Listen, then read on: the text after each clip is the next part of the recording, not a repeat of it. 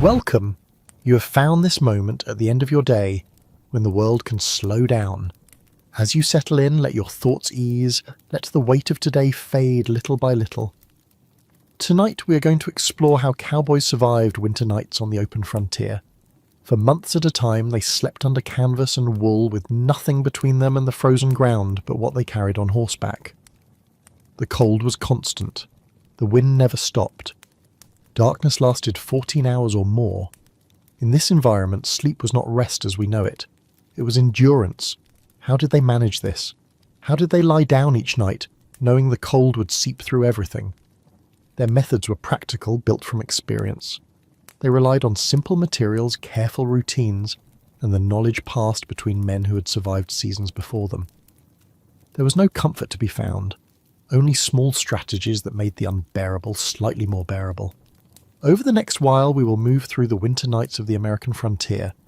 We will see what a cowboy carried for shelter, how he chose where to sleep, and what those long cold hours felt like when there was nowhere else to go. So settle in, let the story unfold at its own pace. The cowboys' winter stretched across a vast territory. From the grasslands of southern Texas to the high plains of Montana, men worked cattle through landscapes that offered no mercy when temperatures fell. In Texas, winter came as dry cold. The nights dropped below freezing, but the air stayed clear. A man could see stars from horizon to horizon. The ground froze hard, but its suds stayed mostly dry. Wind moved across open prairie with nothing to slow it down. Further north, conditions changed. In the Oklahoma and Kansas territories, winter brought a different kind of cold. Rain mixed with sleet.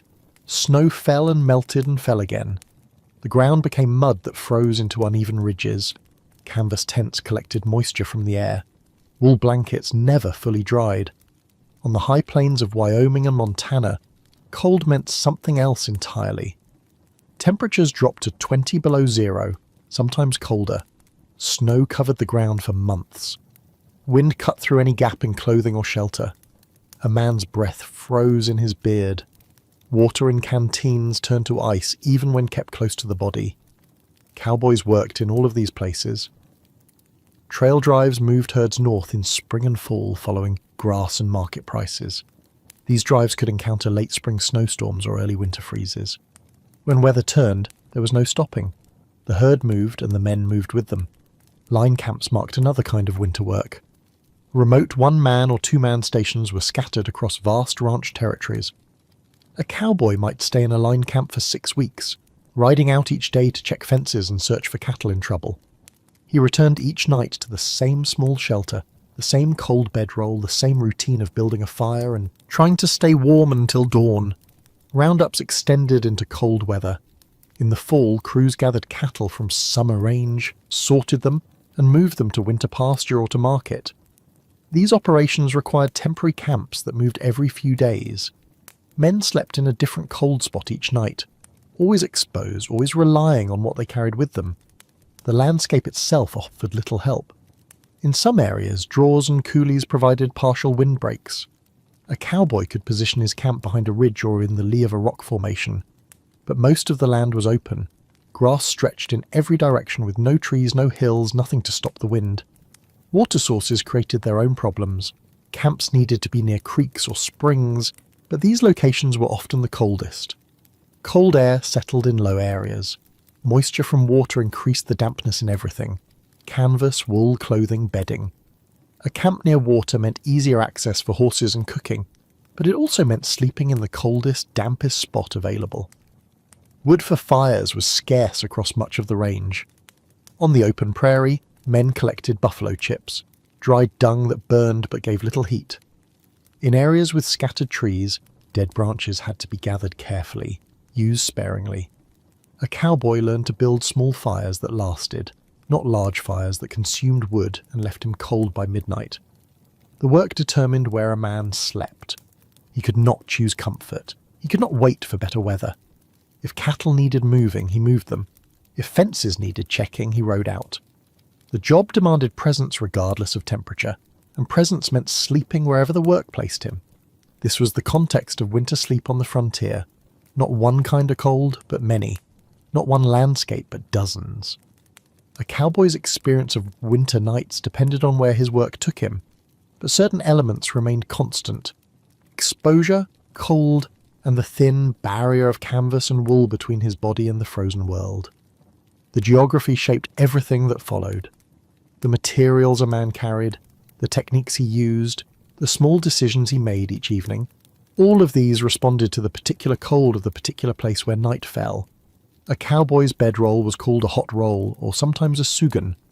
This was his bed, his only bed, carried behind his saddle wherever work took him. The bedroll began with wool blankets, typically 3 or 4 of them, depending on what a man could afford and how much weight his horse would carry. These were not decorative blankets. They were heavy wool, often grey or brown, coarse to the touch. Some men used army surplus blankets.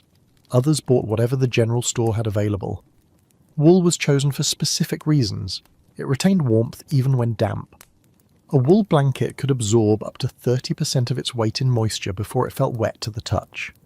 In winter camps where everything collected condensation, this property mattered. Cotton or linen would have soaked through and provided no insulation. Wool kept working, but wool had its cost. When it absorbed moisture from the air or from a man's body, it became heavy. A dry wool blanket might weigh 4 or 5 pounds. A damp one weighed 7 or 8. After a week of cold nights without a chance to dry properly, a bedroll could gain 10 or 15 pounds just from accumulated dampness. Wool also took days to dry. A man could spread his blankets near a fire in the evening, and they would still be damp by the time he rolled them up at dawn. Moisture stayed trapped in the fibres. Only sustained heat and dry air could drive it out, and neither was common on winter ranges. The blankets were layered. Some men folded them together. Others kept them separate so they could adjust layers during the night. The inner blanket went against the body. Middle blankets provided bulk insulation. The outer blanket faced the cold air. Around these wool layers went canvas. This was duck canvas, the same heavy material used for wagon covers and tents. 7 to 10 ounce weight. Treated with wax or linseed oil to resist water, though it was never truly waterproof. The canvas served 2 purposes. Underneath, it created a ground cloth that kept the wool from direct contact with dirt, mud, or snow. On top, it wrapped over the blankets as a shell, blocking some wind and shedding some moisture. A cowboy laid out the bottom canvas first, placed his wool blankets on top, then folded the canvas over everything like an envelope. Some men used a single large piece of canvas that wrapped completely around. Others used 2 pieces, one below, one above, tied or buckled at the sides. When packed, the bedroll was tight. A man rolled everything together from one end, squeezing out as much air as possible. The tighter the roll, the better it rode behind a saddle. Loose packing meant the bedroll would sag and shift during a day's ride, pulling against the saddle strings and becoming a nuisance. Straps or ropes held the roll closed. These ties had to be secure enough to last all day, but quick to loosen when camp was made. A cold-fingered man in failing light needed to open his bedroll efficiently. Complex knots or frozen buckles caused problems. Some cowboys added a sugan. This was a quilt made from old blankets, worn-out clothing, or feed sacks sewn together.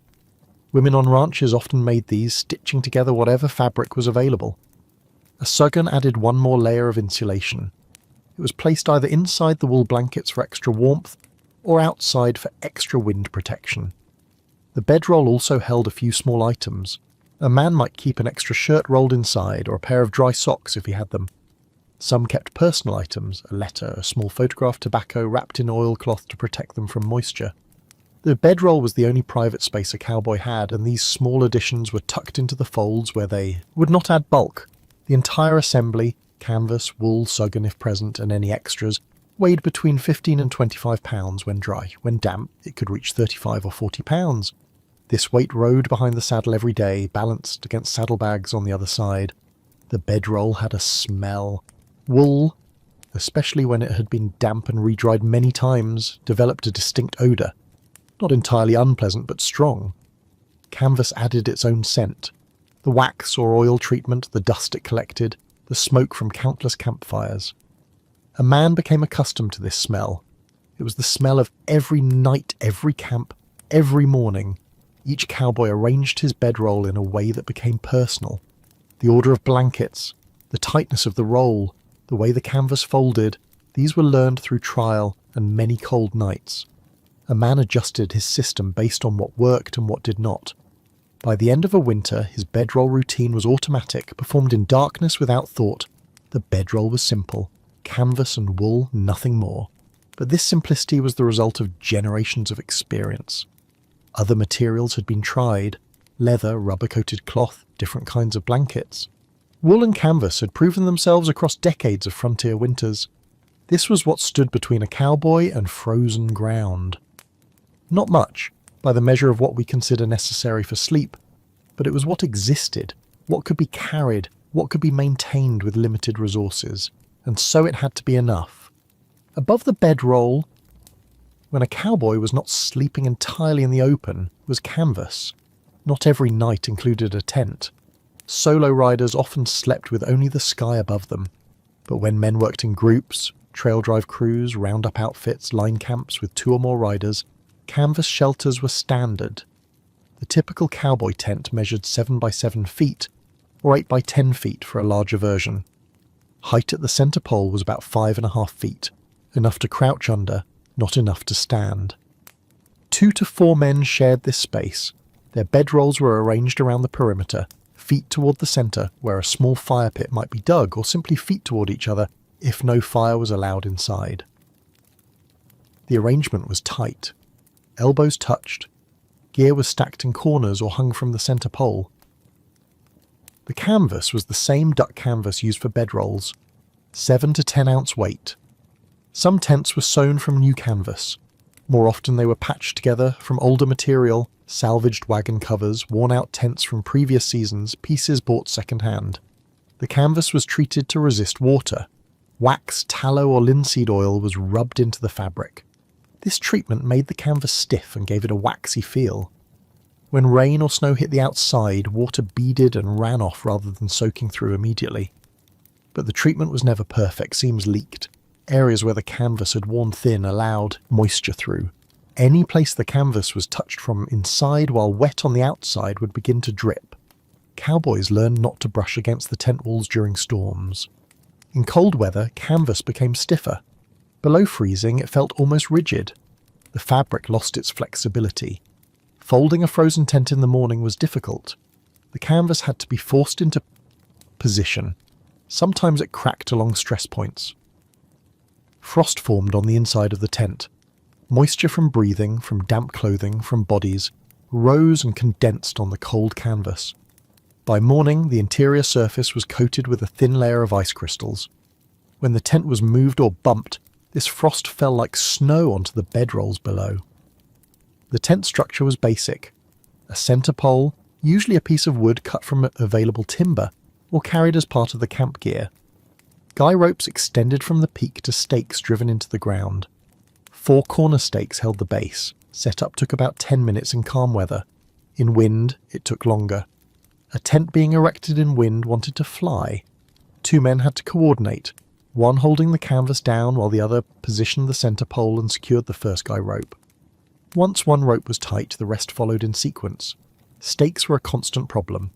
In frozen ground, stakes would not penetrate. A man had to find rocks to tie the guy ropes to, or heap rocks and dirt over the tent edges to hold them down. In muddy ground, stakes pulled out during the night if wind shifted. A cowboy waking to canvas collapsing on top of him was not uncommon. The tent provided windbreak. This was its primary value. Even thin canvas blocked wind almost completely. The difference in temperature inside versus outside was not dramatic, perhaps 5 or 10 degrees warmer inside in still conditions. But the absence of wind made that small temperature difference feel significant. The tent did not retain heat well. If a small fire was built inside, the space warmed briefly, but heat escaped quickly through the canvas and through the gap at the bottom where canvas met ground. By the time the fire died down, the interior temperature fell back to near outside levels. Ventilation was necessary. A completely sealed tent would fill with smoke if any fire was lit inside and would trap the moisture from men's breathing. Most tents had a small opening at the peak, or gaps left where the canvas met the ground. These openings let smoke and moisture escape, but they also let cold air in. Some crews did not use tents at all. A tent meant extra weight to transport. It required setup time. In dry, clear weather, it offered little advantage. Many cowboys preferred to sleep in the open, using only their bedrolls and positioning themselves near a fire or behind a natural windbreak. But when storms came, canvas mattered. Rain soaking through wool blankets was dangerous. Wet wool was better than wet cotton, but it was still heavy, cold, and took days to dry. Canvas overhead kept the worst of the moisture off, not all of it, but enough. Snow was less of a problem than rain. Dry snow could be brushed off canvas, it could be shaken off blankets in the morning. It did not penetrate the way rain did. A tent in snow mainly provided wind protection and prevented snow from accumulating on top of sleeping men. Shared canvas meant shared space. 4 men in a 7x7 tent meant close quarters. There was no privacy. Snoring, coughing, the smell of damp wool and unwashed bodies. These were constants. A man learned to sleep through disturbances or accept that sleep would be broken and light. The tent was maintained when possible. Rips were sewn, new patches were added over worn spots. Guy ropes were checked and replaced if fraying. But maintenance was low priority compared to other tasks. A tent that leaked a little or had a torn corner was still used until it became unusable. When a tent finally wore out, it was often repurposed. The canvas was cut into smaller pieces for patching other tents, for adding extra layers to bedrolls, for making covers for gear. Nothing was wasted. The canvas tent was a borrowed space. It did not belong to any one man. It was shared, impersonal, purely functional. It went up at dusk and came down at dawn. It was never home, never comfortable. It was simply a small modification of the condition of sleeping outdoors in winter. And for many nights, for many men, it was enough to make the difference between enduring and not enduring. Site selection began before sunset. A cowboy arriving at where he would make camp, whether alone or with a crew, immediately assessed the ground. The first consideration was wind. On open prairie, wind was constant. A camp in the open meant wind against canvas all night, wind pulling heat away from any fire, wind finding every gap in wool and clothing. Natural wind breaks were rare but valued. A ridgeline could block wind from one direction. The lee side of a ridge, the side sheltered from prevailing wind, was worth the climb to reach it. Even a low rise in the land could disrupt wind enough to matter. Draws and coulees offered more protection. These were shallow valleys cut by water, often dry except during rain. Their banks, even if only 5 or 6 feet high, blocked wind at ground level. A camp placed at the bottom of a draw was noticeably less exposed than one on flat ground. Rock formations provided shelter when available. A camp positioned next to a large boulder or rock outcropping gained a solid wall on one side. The rock absorbed some heat from the sun during the day and released it slowly through the evening, though this warmth did not last far into the night. Trees were the best windbreak, but trees were scarce across much of the range. Where they existed, along creek beds, in isolated groves in the foothills, they were used. A camp under trees was sheltered from wind and partially protected from snow or rain. Branches overhead disrupted. Falling precipitation and broke its force. But trees also meant damp. Moisture clung to bark and foliage. Dripping continued long after rain stopped. Snow slid off branches in clumps. A camp too close to trees could end up wetter than one in the open. The balance was to position close enough for wind protection, but far enough to avoid constant dripping. Water access was the second consideration. Horses needed water. Cooking required water. Washing gear, when it happened at all, required water. A camp had to be near a source, a creek, a spring, a stock pond, but water meant cold. Cold air sank. At night, the coldest air on any piece of ground was at the lowest point. Creeks ran through low ground. Camping directly beside a creek meant camping in the coldest available spot. Cowboys learned to camp near water, but not at the water's edge. A position 50 or 100 yards up a slope from the creek provided access without placing the camp in the cold sink. This small elevation could make several degrees of difference. Springs were better than creeks in one respect. They were smaller, more contained.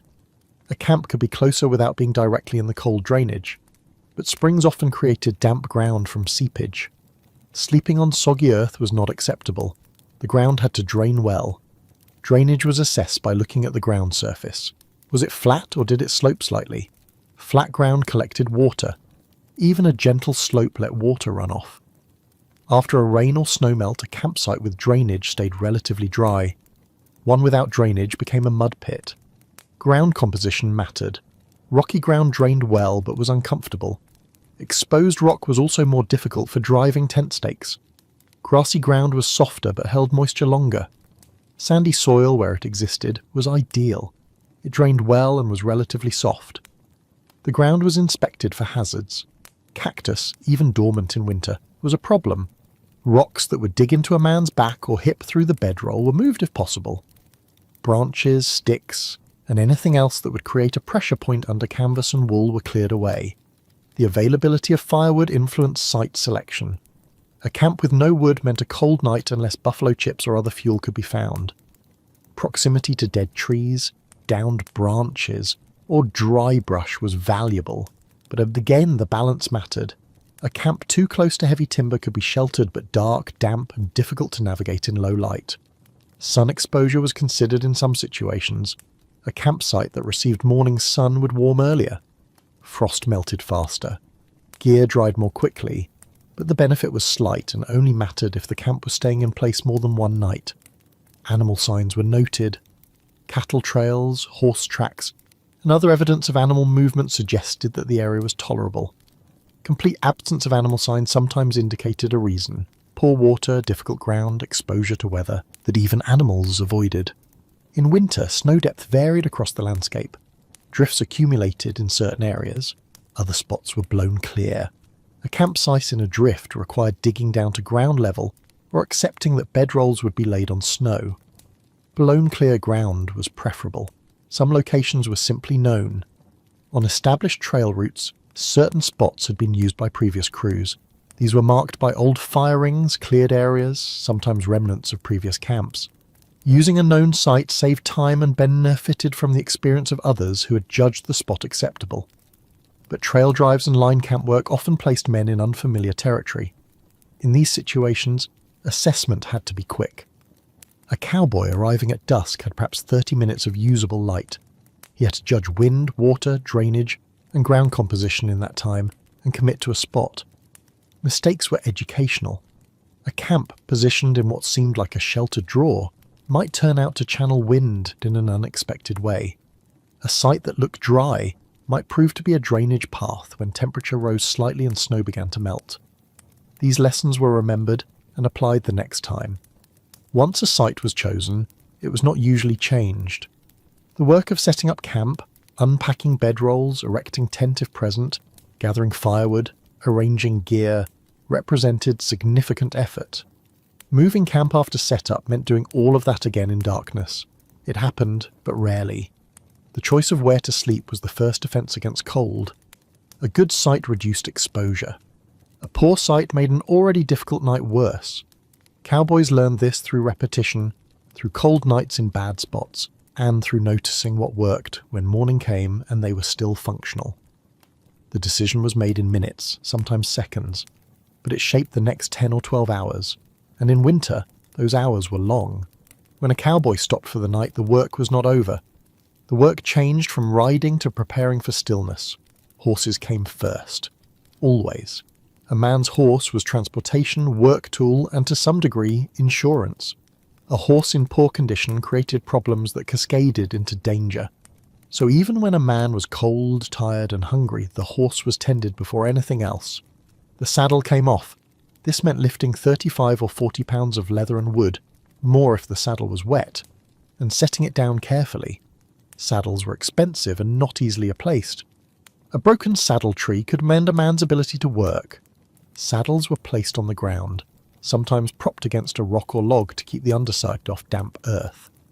The saddle blanket was removed and inspected. If it was damp with sweat, it was draped over the saddle or laid out flat to dry. If it was reasonably dry, it could be used later as extra insulation under a bedroll. The horse was inspected. A hand ran down each leg checking for heat or swelling. Hooves were picked clean of packed dirt or stones. Any sign of injury or lameness was noted, though there was little that could be done about it in a temporary camp. Some horses were hobbled. Leather straps buckled around the front legs, close enough together that the horse could not take a full stride. This allowed the horse to graze but prevented it from wandering far during the night. Hobbling was standard on trail drives where losing a horse meant falling behind. In line camps or more permanent setups, Horses might be placed on a picket line, a long rope stretched between 2 points with individual lead ropes tied at intervals. Each horse was attached and could move a few feet in any direction, but could not stray. In severe cold, some cowboys blanketed their horses. A blanket was a canvas or wool cover that draped over the horse's back and was secured with straps. This was not common. Blankets for horses were extra weight and expense, but some outfits provided them, especially for night horses kept close for emergency use. With horses secured, attention turned to fire. Firewood had to be gathered before darkness made searching difficult. Dead branches were collected. On the prairie, this meant walking in widening circles looking for any wood at all. Pieces of dried sage, small sticks, anything that would burn. In areas with trees, dead lower branches could be broken off or picked up from the ground. Buffalo chips were common fuel on the open range. These were dried pieces of bison dung, hardened by sun and time. They burned with a low flame and produced less heat than wood, but they were often the only option. A man gathered an armful or two, enough to keep a small fire going for a few hours. The fire was built in a shallow pit if possible. Digging down 6 inches or a foot helped protect the flame from wind and contained the heat slightly. In frozen ground, digging was not possible. A ring of rock served instead, blocking wind from at least some directions. The fire was small. Not a bonfire, not a large blaze. A fire built from a few sticks or chips, producing steady flame but not consuming fuel quickly. A small fire could be maintained for hours. A large fire burned through available wood in minutes and then died, leaving the night colder than if no fire had been built at all. Starting the fire required dry tinder. A cowboy carried this if he was experienced. Small pieces of very dry wood, shavings or paper kept wrapped in oilcloth. Matches were precious and kept dry. 1 match was used if possible. If the tinder was good and the arrangement correct, 1 match was enough. Once the fire was established, water was set to boil. Coffee was made. This was not optional or recreational. Coffee was warmth, it was ritual, and it was one of the few reliable pleasures available. Grounds were added to boiling water in a tin pot. Boiled to gthio, then the pot was removed from the flame and set aside to let grounds settle. Food, if any was prepared, came next. On trail, drives. A cook managed this. Inline camps or small groups, each man handled his own. Beans, bacon, bread, if there was any. Simple food cooked quickly. No one lingered over preparation. The goal was fuel for the body, consumed while there was still some warmth from the fire. While food cooked or coffee boiled, bedrolls were unpacked. The tight roll that had ridden behind the saddle all day was untied and spread out. Canvas was unfolded. Blankets were shaken to air them and loosen any stiffness from being compressed. The bedroll was positioned carefully. If there was a tent, bedrolls went around the interior perimeter. If sleeping in the open, bedrolls were placed in relation to the fire, close enough to receive some warmth, not so close that a spark could land on canvas or wool. Feet were positioned toward the fire. This was standard. The feet lost heat quickly. Keeping them aimed at the flames provided warmth to the coldest part of the body. It also meant the head was away from smoke. If the ground was very cold or very hard, additional insulation was placed under the bedroll. Dried grass, if available, made a layer between canvas and earth. Pine boughs, in forested areas, provided cushion and some insulation. Often there was nothing, and the canvas went directly onto frozen soil. Gear was organised. Saddles, bridles, ropes, and other equipment were placed within reach, but out of the way. Everything had a position, learned through repetition. A man waking in darkness to some emergency needed to know where his gear was without thinking. Boots were a decision.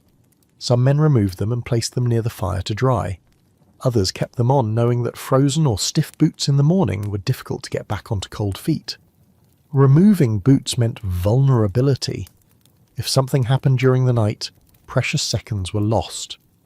Keeping boots on meant less comfort but faster response. Hats stayed on. A hat held heat around the head. Even inside a tent, even wrapped in blankets, most cowboys kept their hats on through the night. The last task was a final check of the horses, walking the picket line or checking hobbles, making sure no animal was tangled or distressed. This took only a minute or two but was not skipped. A horse in trouble during the night could injure itself or create noise that disturbed the entire camp. Then there was nothing left to do. The fire burned low. Coffee was drunk. The last tobacco was smoked if a man had any. Conversation, if there was any, was brief and quiet. Tired men did not waste energy on talk. One by one, men settled into their bedrolls. Canvas was pulled up, wool was arranged, bodies shifted to find the least uncomfortable position. The transition from movement to stillness was not comfortable. Muscles that had been active all day began to stiffen. The cold that had been kept at bay by motion began to assert itself. The evening sequence was the same every night. It became automatic. Each step followed the previous step without decision. This routine was the structure that separated the work of the day from the endurance of the night. And then the night began. The fire that burned in a cowboy camp was not what most people imagine when they think of a campfire. It was not a roaring blaze. It was not built high with large logs stacked in a pyramid. It produced no dramatic flames reaching toward the sky. It was a small fire, low to the ground, built from a few pieces of wood or a handful of buffalo chips. The flames rose only 6 or 8 inches, sometimes less. This size was deliberate. It came from necessity and experience. Fuel was limited. On the open prairie there were no forests to draw from. Wood was scarce. What could be found, dead branches, sagebrush, pieces of dried wood carried down by creeks, had to last through evening and into the night. A large fire consumed this fuel in minutes. A small fire made the same fuel last hours. Buffalo chips burned differently than wood. They produced a steady, low heat. They did not flame brightly. They smouldered more than they burned. A fire built from chips needed to be compact and controlled. Too much air and they burned too quickly, too little and they went out. The fire was usually built in a shallow pit. If the ground was soft enough to dig, a cowboy scooped out a depression 6 to 8 inches deep and perhaps a foot across. This pit served multiple purposes. It protected the flame from wind. Even a shallow depression created enough of a barrier that wind passed over the top rather than directly through the fire. This meant the flame stayed lit and fuel burned more evenly. It contained the heat. Heat radiated out from the pit, but the pit walls reflected some of it back inward. This created a more concentrated zone of warmth. A man could position his feet or hands close to the pit and feel heat that would have dissipated if the fire was built on flat ground. It reduced the chance of the fire spreading. On dry prairie, a fire escaping its intended area was dangerous. A pit kept embers and flames contained. Even if wind picked up during the night, the fire stayed where it was built. When the ground was frozen and could not be dug, rocks were used instead. A ring of rocks 6 or 8 inches high served the same purpose as a pit. Wind was blocked. Heat was reflected inward. The fire stayed contained. The rocks had to be chosen carefully. Certain types of stone, especially those that had been in water, could explode when heated. A rock with moisture trapped inside would crack or shatter when that moisture turned to steam. Cowboys learned to avoid creek rocks and to select dry, solid stone from higher ground. The fire was started with small material: dry grass, thin twigs, wood shavings if any had been carved earlier. This tinder was arranged loosely so air could move through it. A match was struck and held to the driest part. If the tinder was good, flame caught within seconds. As the tinder burned, slightly larger pieces were added. Small sticks, bark, more chips. Each addition was placed carefully.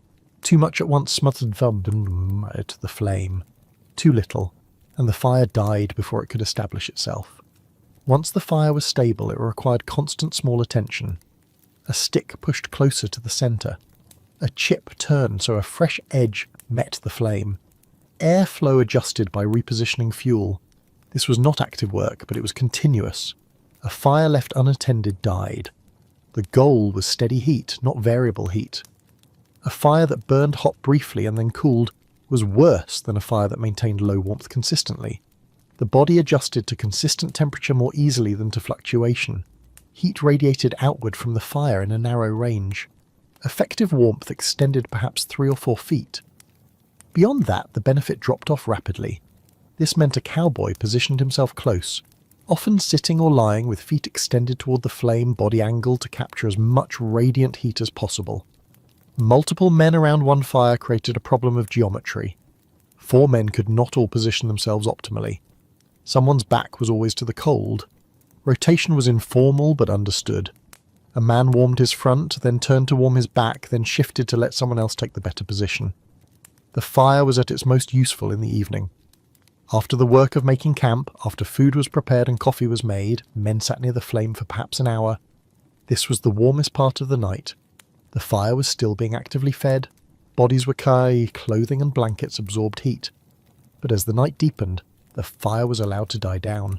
Fuel was conserved. The flame became coals, and the coals became a dull red glow. By the time men settled into bedrolls, the fire was barely present. It provided almost no warmth, but it was kept alive, a small red centre that could be revived in the morning. Some men tried to keep a fire burning all night. This required someone staying awake to feed it, or waking periodically to add fuel. On cold nights, this seemed worth the effort, but in practice, the heat from a small fire did not extend far enough to warm a man in a bedroll several feet away. The work of maintaining the fire disrupted sleep more than the small amount of extra warmth was worth. Others let the fire die completely and rebuilt it in the morning. This was more common. It accepted that the night would be cold regardless. The fire's purpose was to provide warmth during the active hours of evening and morning, not to fight the cold of deep night. Smoke was managed by fire size. A small fire produced less smoke than a large one. This mattered inside a tent where smoke had to escape through the small vent at the peak. Too much smoke and the tent became unbreathable. Men coughed, eyes watered. Sleep was impossible. In open air, smoke was less of a problem, but wind direction still mattered. A fire positioned so that wind blew smoke away from bedrolls was preferable. But wind shifted during the night. A camp that started with clear air might end with smoke drifting through sleeping men by midnight. The fire also served as a psychological anchor. In darkness, on open land, with nothing but grass and sky in all directions, the small point of light marked the location of camp. A man stepping away to check horses or relieve himself used the fire to navigate back. Without it, in full darkness, even a camp 20 feet away could be difficult to locate. Cowboys developed preferences for how to build fires. Some preferred a narrow, deep arrangement. Others built wider and shallower. Some used more chips, others used more wood when available. These preferences were based on experience with what worked in different conditions: wind, fuel type, ground composition. But all fires shared the same characteristic: they were small. The image of cowboys around a massive bonfire is not accurate to the reality of winter camps. Massive fires were for celebration, for large gatherings, for times when fuel was abundant and there was no need to conserve. Working fires were modest. They were built to last, not to impress. They provided just enough warmth to make evening tolerable and morning possible. They did not fight the cold so much as create a small zone where the cold was slightly less. And when morning came, when the fire was rebuilt from coals or from scratch, it remained small, coffee was boiled, hands were warmed. Then the fire was extinguished, the pit filled in or the rock ring scattered, and the camp was left with no evidence that warmth had ever existed there. The small fire was a compromise with scarcity. It was an acknowledgement that full comfort was not possible. It was a practical response to the constraints of fuel, time, and the physics of heat in open air. It was enough to survive by. And survival was the measure that mattered. Wool kept cowboys alive through winter nights. Not because it was comfortable, but because it continued to insulate even under conditions that made other materials useless. The wool used in frontier bedrolls was not soft, it was coarse, dense, and heavy. Most blankets were made from wool that had been minimally processed. The fibres were thick. The weave was tight enough to trap air, but loose enough to remain flexible. Wool came from sheep, and the quality varied depending on the breed, the climate where the sheep lived, and how the wool was prepared. Blankets sold in general stores or through catalogues were often made from mixed-grade wool. Some fibres were finer, others were coarser, all combined into a single fabric. The colour was usually grey or brown, sometimes a mix of both. Dye was expensive and unnecessary for a work blanket. Natural wool colours were acceptable. Some military surplus blankets were darker grey or had stripes, remnants of their origin as army issue. A wool blanket weighed between 4 and 6 pounds when dry. This weight came from the density of the fabric. Wool was not a light material. Carrying 3 or 4 blankets in a bedroll meant carrying 15 to 20 pounds of wool alone, not counting canvas or other items. The weight increased when the wool absorbed moisture. Wool could hold up to 30% of its weight in water before it felt wet to the touch. This property was critical. In cold, damp conditions, and most winter camps were damp, wool absorbed moisture from the air, from condensation from a man's breath and body, and from any rain or snow that penetrated the canvas. A blanket that weighed 5 pounds dry could weigh 7 pounds after a few nights in damp conditions. After a week without a chance to dry, it could weigh 8 or 9 pounds. The bedroll grew heavier day by day, but even while holding this moisture, wool continued to insulate. The structure of wool fibres created air pockets.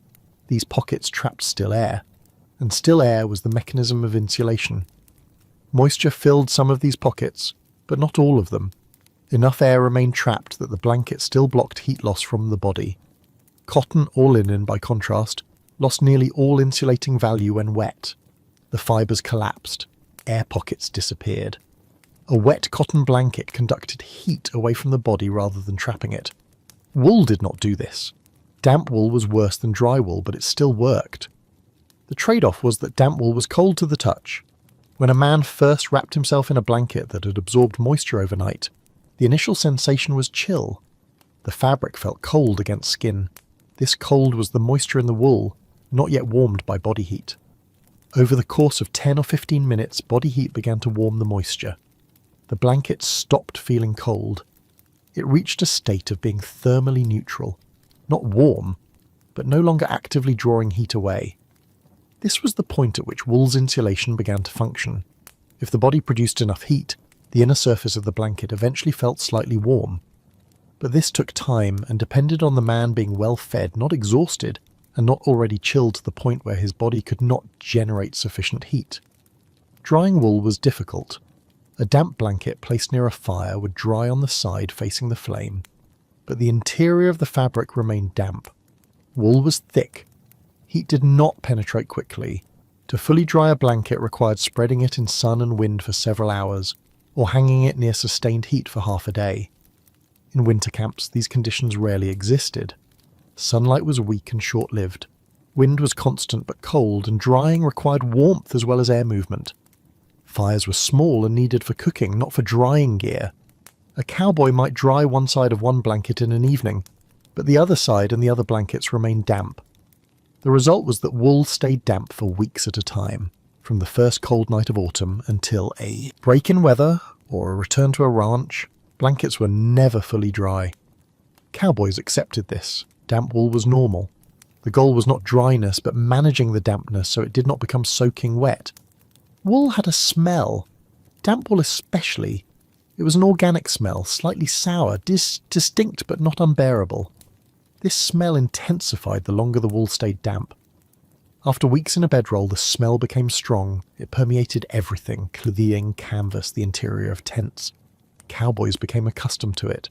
It was the smell of winter work, as familiar as the smell of horses or leather. Visitors to camps often commented on it, but the men living with it no longer noticed. Wool also held on to other smells. Smoke from fires soaked into the fibres. Sweat, though minimal in cold weather, was absorbed. The smell of horse, present on every piece of gear, transferred to the blankets. All of these combined into a single odour that marked a working bedroll. The texture of wool changed with use. New wool was relatively soft, though still coarse compared to modern blankets. After months of being rolled, unrolled, slept in and exposed to weather, wool became matted. The fibres compressed. The blanket became stiffer and less flexible. This matting reduced insulation slightly. Compressed fibres meant fewer air pockets, but the effect was gradual and not severe enough to make the blanket useless. A well-used wool blanket still functioned. It just became harder to fold and less pleasant to touch. Wool was also durable. Unlike cotton, which tore relatively easily, wool resisted damage. A snag or pulled thread did not immediately create a hole. The fibres held together. Small tears could be ignored. Large tears were sewn, often crudely, with whatever thread was available. Some blankets lasted years. They were passed from one cowboy to another, carried through multiple seasons, patched repeatedly. The wool thinned in places, especially along the edges where it rubbed against canvas or ground. But thinned wool still provided some insulation. The insulating value of wool decreased when it was compressed. A man lying on top of a wool blanket compressed the fibres beneath his body weight. The air pockets collapsed. That layer provided almost no insulation from the cold ground. This was why multiple blankets were necessary, some beneath for padding, others above for warmth. 3 blankets was the minimum for cold weather, 1 beneath as a ground layer, accepting that it would be compressed and provide little insulation, but at least creating a barrier between body and canvas. 2 above, layered so the air was trapped between them. This gave 2 layers of insulation instead of 1 thick layer. 4 blankets was better. 2 beneath, 2 above, or 1 beneath, 3 above if the ground was not too cold. The exact arrangement was adjusted based on temperature and personal preference. Wool was also fire-resistant compared to other materials available at the time. Spark landing on wool might char the surface but did not easily ignite a flame. Canvas treated with wax or oil was more flammable. Cotton was highly flammable. Wool's resistance to burning made it safer around the small fires that were part of every camp. But wool did burn if exposed to sufficient heat. A blanket left too close to a fire could smoulder and develop holes. These holes were permanent damage. They could be patched, but the blanket was weakened. Cowboys learned the distance at which wool was safe from fire damage, but still close enough to gain warmth. This distance was roughly 2 to 3 feet from a small flame. Closer than that and there was risk. Farther and there was no benefit.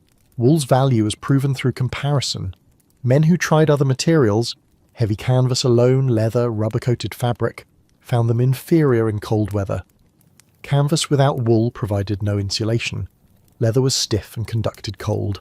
Rubber-coated fabric trapped moisture against the skin and became unbearable. Wool was not chosen because it was ideal. It was chosen because nothing else worked as well under the conditions that existed. It was available, relatively affordable, and it performed the necessary function of keeping a man's body heat from escaping into the night. The relationship between a cowboy and his wool blankets was functional, not sentimental.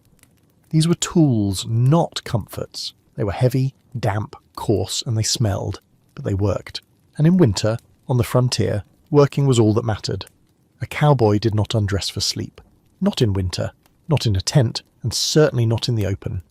The clothing worn during the day remained on through the night, with only minor adjustments. Outer layers were sometimes removed. A heavy coat, if it was wet from snow or rain, came off. Wet fabric against the body drew heat away. It was better to remove a wet coat and rely on the dry layers beneath it, even if those layers alone were not warm enough. But if the coat was dry or only slightly damp, it stayed on. The coat was insulation, and every layer of insulation mattered. Long underwear was never removed. These were 1-piece or 2-piece garments made from wool or cotton, sometimes a blend. They covered from neck to wrists to ankles. Cowboys wore them from the first cold days of autumn until spring. They were worn for weeks at a time without washing. Over the long underwear came a shirt. Wool if a man could afford it, cotton or flannel if not. The shirt was worn during the day and remained on at night. It was part of the layering system. Over the shirt, some men wore a vest. Vests added a layer over the torso without adding bulk at the arms. They were preferred by some, ignored by others. Pants stayed on. Heavy canvas or wool pants, worn for riding and for walking, were worn for sleeping. Removing them meant exposing legs to cold air during the transition into the bedroll, and it meant cold pants to put back on in the morning. Some men loosened their belts or unbuttoned the top button of their pants for comfort, but the pants stayed on. Socks remained on foot on the feet. Wool socks, usually thick and coming up to mid-calf. These were often the dampest items of clothing by evening. Damp from sweat during the day, damp from condensation in boots, damp from stepping in snow or wet ground. If a man had a dry pair of socks, he might change into them for the night. This was a luxury. Most cowboys owned 2 or 3 pairs of socks total. Having a dry pair available was rare. More often, the damp socks stayed on because they were the only socks. Boots were the decision point. They could stay on or come off. Keeping boots on meant full readiness. If something happened during the night, a horse broke loose, cattle scattered, another rider called for help, a man could be on his feet in seconds. No fumbling for boots in darkness, no trying to force cold feet into stiff leather. Boots on also meant additional insulation for the feet. Leather blocked wind. The interior of the boot, even if not warm, was warmer than bare socks exposed to air. But boots were uncomfortable. Sleeping in boots meant pressure points against ankles and shins. It meant limited ability to flex feet. It meant waking with feet that felt compressed and stiff. Boots off meant more comfort. Feet could move. Blood flow was less restricted. The relief of removing boots after a long day in the saddle was significant. But boots off meant vulnerability. In the morning, the boots were cold. The leather was stiff. Sometimes, if boots had gotten wet during the day, they froze overnight. Frozen boots were nearly impossible to put on. They had to be thawed by the fire, which took time and delayed the start of the day. Most cowboys compromised. They removed boots but kept them inside the bedroll down near their feet. The boots stayed relatively warm from proximity to the body. In the morning, they were cold but not frozen. This approach balanced comfort with practicality. Gloves were removed. Hands needed to be free during the night for adjusting blankets, scratching, or any other small task. Gloves also needed to dry if they were damp. They were placed near the fire or tucked into a jacket pocket. Hats stayed on. This was nearly universal. A hat held heat around the head. Even a thin felt or wool hat reduced heat loss significantly. The head radiated heat constantly. Covering it was a simple, effective measure as some men pulled their hats down low over their ears for additional warmth. Others kept the brim up but relied on the crown to insulate the top of the head. Bandanas, which were worn around the neck during the day, often stayed in place at night. They covered the neck and could be pulled up over the nose and mouth if the air was especially cold. Breathing through fabric warmed the air slightly before it entered the lungs. Additional clothing was sometimes added at night. If a man had an extra shirt in his gear, he might put it on over the shirt he was already wearing. 2 shirts were warmer than one. Extra socks, if available, could be worn on hands as improvised mittens. This was not uncommon. Socks were more readily available than spare gloves, and they served the same purpose. Layering was the principle. Multiple thin layers trapped more air than one thick layer. Air between layers was what provided insulation. Each additional layer, no matter how thin, added to the total barrier between body heat and outside cold. But there was a limit. Too many layers restricted movement. A man wrapped so tightly in clothing that he could not shift position or adjust his blankets was less comfortable than one with fewer layers and more mobility. Damp clothing was a constant issue. During the day, a man sweated lightly from exertion. In cold weather, this sweat did not evaporate quickly. It was absorbed into the fabric of his clothing. By evening, everything he wore carried some moisture. This moisture did not dry overnight. Inside a bedroll, there was no air circulation to carry moisture away. The dampness stayed in the fabric, held against skin by the pressure of blankets. Over days and weeks, this led to a state where no clothing was ever fully dry. Everything was damp to some degree. The distinction was between slightly damp and very damp, not between dry and wet. Cowboys developed tolerance for this. Putting on damp clothing in the morning was unpleasant, but it was routine. The body's heat would warm the fabric within minutes of starting to move. Until then, the sensation was cold and clammy. Washing clothing was rare. Water was cold, soap was limited. Wet clothing took days to dry, and during that time it could not be worn. Most cowboys wore the same clothes for weeks without washing them. This meant that clothing accumulated dirt, sweat, and the smell of smoke and horses.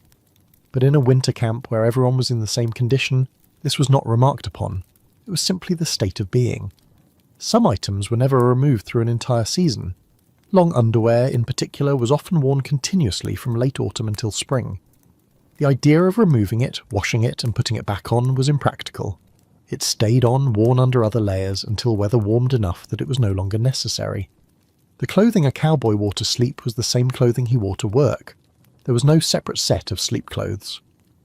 The distinction between day and night was not marked by changing garments, but by stopping movement and lying down. This lack of distinction meant that clothing served double duty. It had to be durable enough for riding, flexible enough for sleeping, and insulating enough to provide warmth in both contexts. The result was that clothing choices were conservative. Cowboys wore what had proven to work. New materials or experimental designs were viewed with suspicion. Wool and canvas and leather had generations of use behind them. That history mattered more than any potential improvement. Sleeping in full clothing also meant waking in full clothing. There was no transition period. A man opened his eyes, emerged from his bedroll, and was dressed. This saved time in the morning, which was valuable when tasks needed to be completed before daylight. The practice of sleeping clothed was not unique to cowboys. It was common across many working populations in cold climates during that era. Sailors, soldiers, trappers, loggers. Anyone who worked outdoors in winter and lacked heated shelter slept in their clothes. For cowboys, it was simply the way things were done, not a choice so much as a requirement. And like most requirements of the work, it was accepted without complaint. The ground in winter was not forgiving. Across most of the range, by the time true cold set in, the earth was frozen solid. Frozen ground felt like stone. A boot heel striking it made a hard, ringing sound. Trying to drive a tent stake into it was futile. The stake bent or the tip broke before penetrating more than an inch. This hardness extended downwards. The surface was frozen, and 6 inches down it was frozen, and a foot down it was still frozen. In the coldest parts of winter, frost penetrated 2 feet deep or more. Lying on frozen ground meant lying on a surface that conducted heat away from the body. The earth was a massive heat sink. No matter how much warmth the body produced, the ground absorbed it and pulled it downward into the frozen mass beneath. Canvas provided a barrier, but a thin one. The canvas of a bedroll was perhaps a 1/4 inch thick when laid flat. It blocked direct contact with dirt and ice, but it did not block the transfer of heat. Cold radiated upward through the canvas into whatever was above it. Wool beneath the body was compressed. A man's weight pressed the wool flat. The air pockets that provided insulation when wool was loose disappeared when the wool was under pressure. Compressed wool became a thin mat that did almost nothing to prevent heat loss. This meant that the side of the body facing down was always cold. The back, the hips, the shoulders, the legs, any part in contact with the ground through canvas and compressed wool, lost heat throughout the night. Some cowboys tried to address this. When available materials allowed, they created a layer between canvas and ground. Dried grass was one option. In areas where tall prairie grass grew, a man could gather armfuls of dead, dry grass and pile it into a rough mat. The bedroll was then laid on top of this mat. The grass compressed under weight, but not as much as wool. It retained some loft. The individual stalks created small air gaps that interrupted the direct transfer of cold from ground to canvas. But dried grass had problems. It was not always available. In winter, much of the prairie grass was covered by snow or frozen into the ground. What was accessible was often damp or brittle, breaking into small pieces that provided little cushion. Grass also shifted. During the night, as a man moved, the grass moved with him. By morning, the mat had separated into clumps. Parts of the bedroll were still on grass, but other parts had shifted and now rested directly on ground. Pine boughs were better where trees existed. Branches cut from the lower parts of evergreen trees could be laid in overlapping rows. The needles and small branches created a springy layer that compressed less than grass. Pine boughs also had the advantage of staying in place. The branches interlocked. They did not slide apart as easily as grass. A mat made from pine boughs at dusk was still mostly intact by dawn. But pine boughs required pine trees, and pine trees were not present across most of the range. They grew in the mountains and in scattered groves, but on open prairie they did not exist.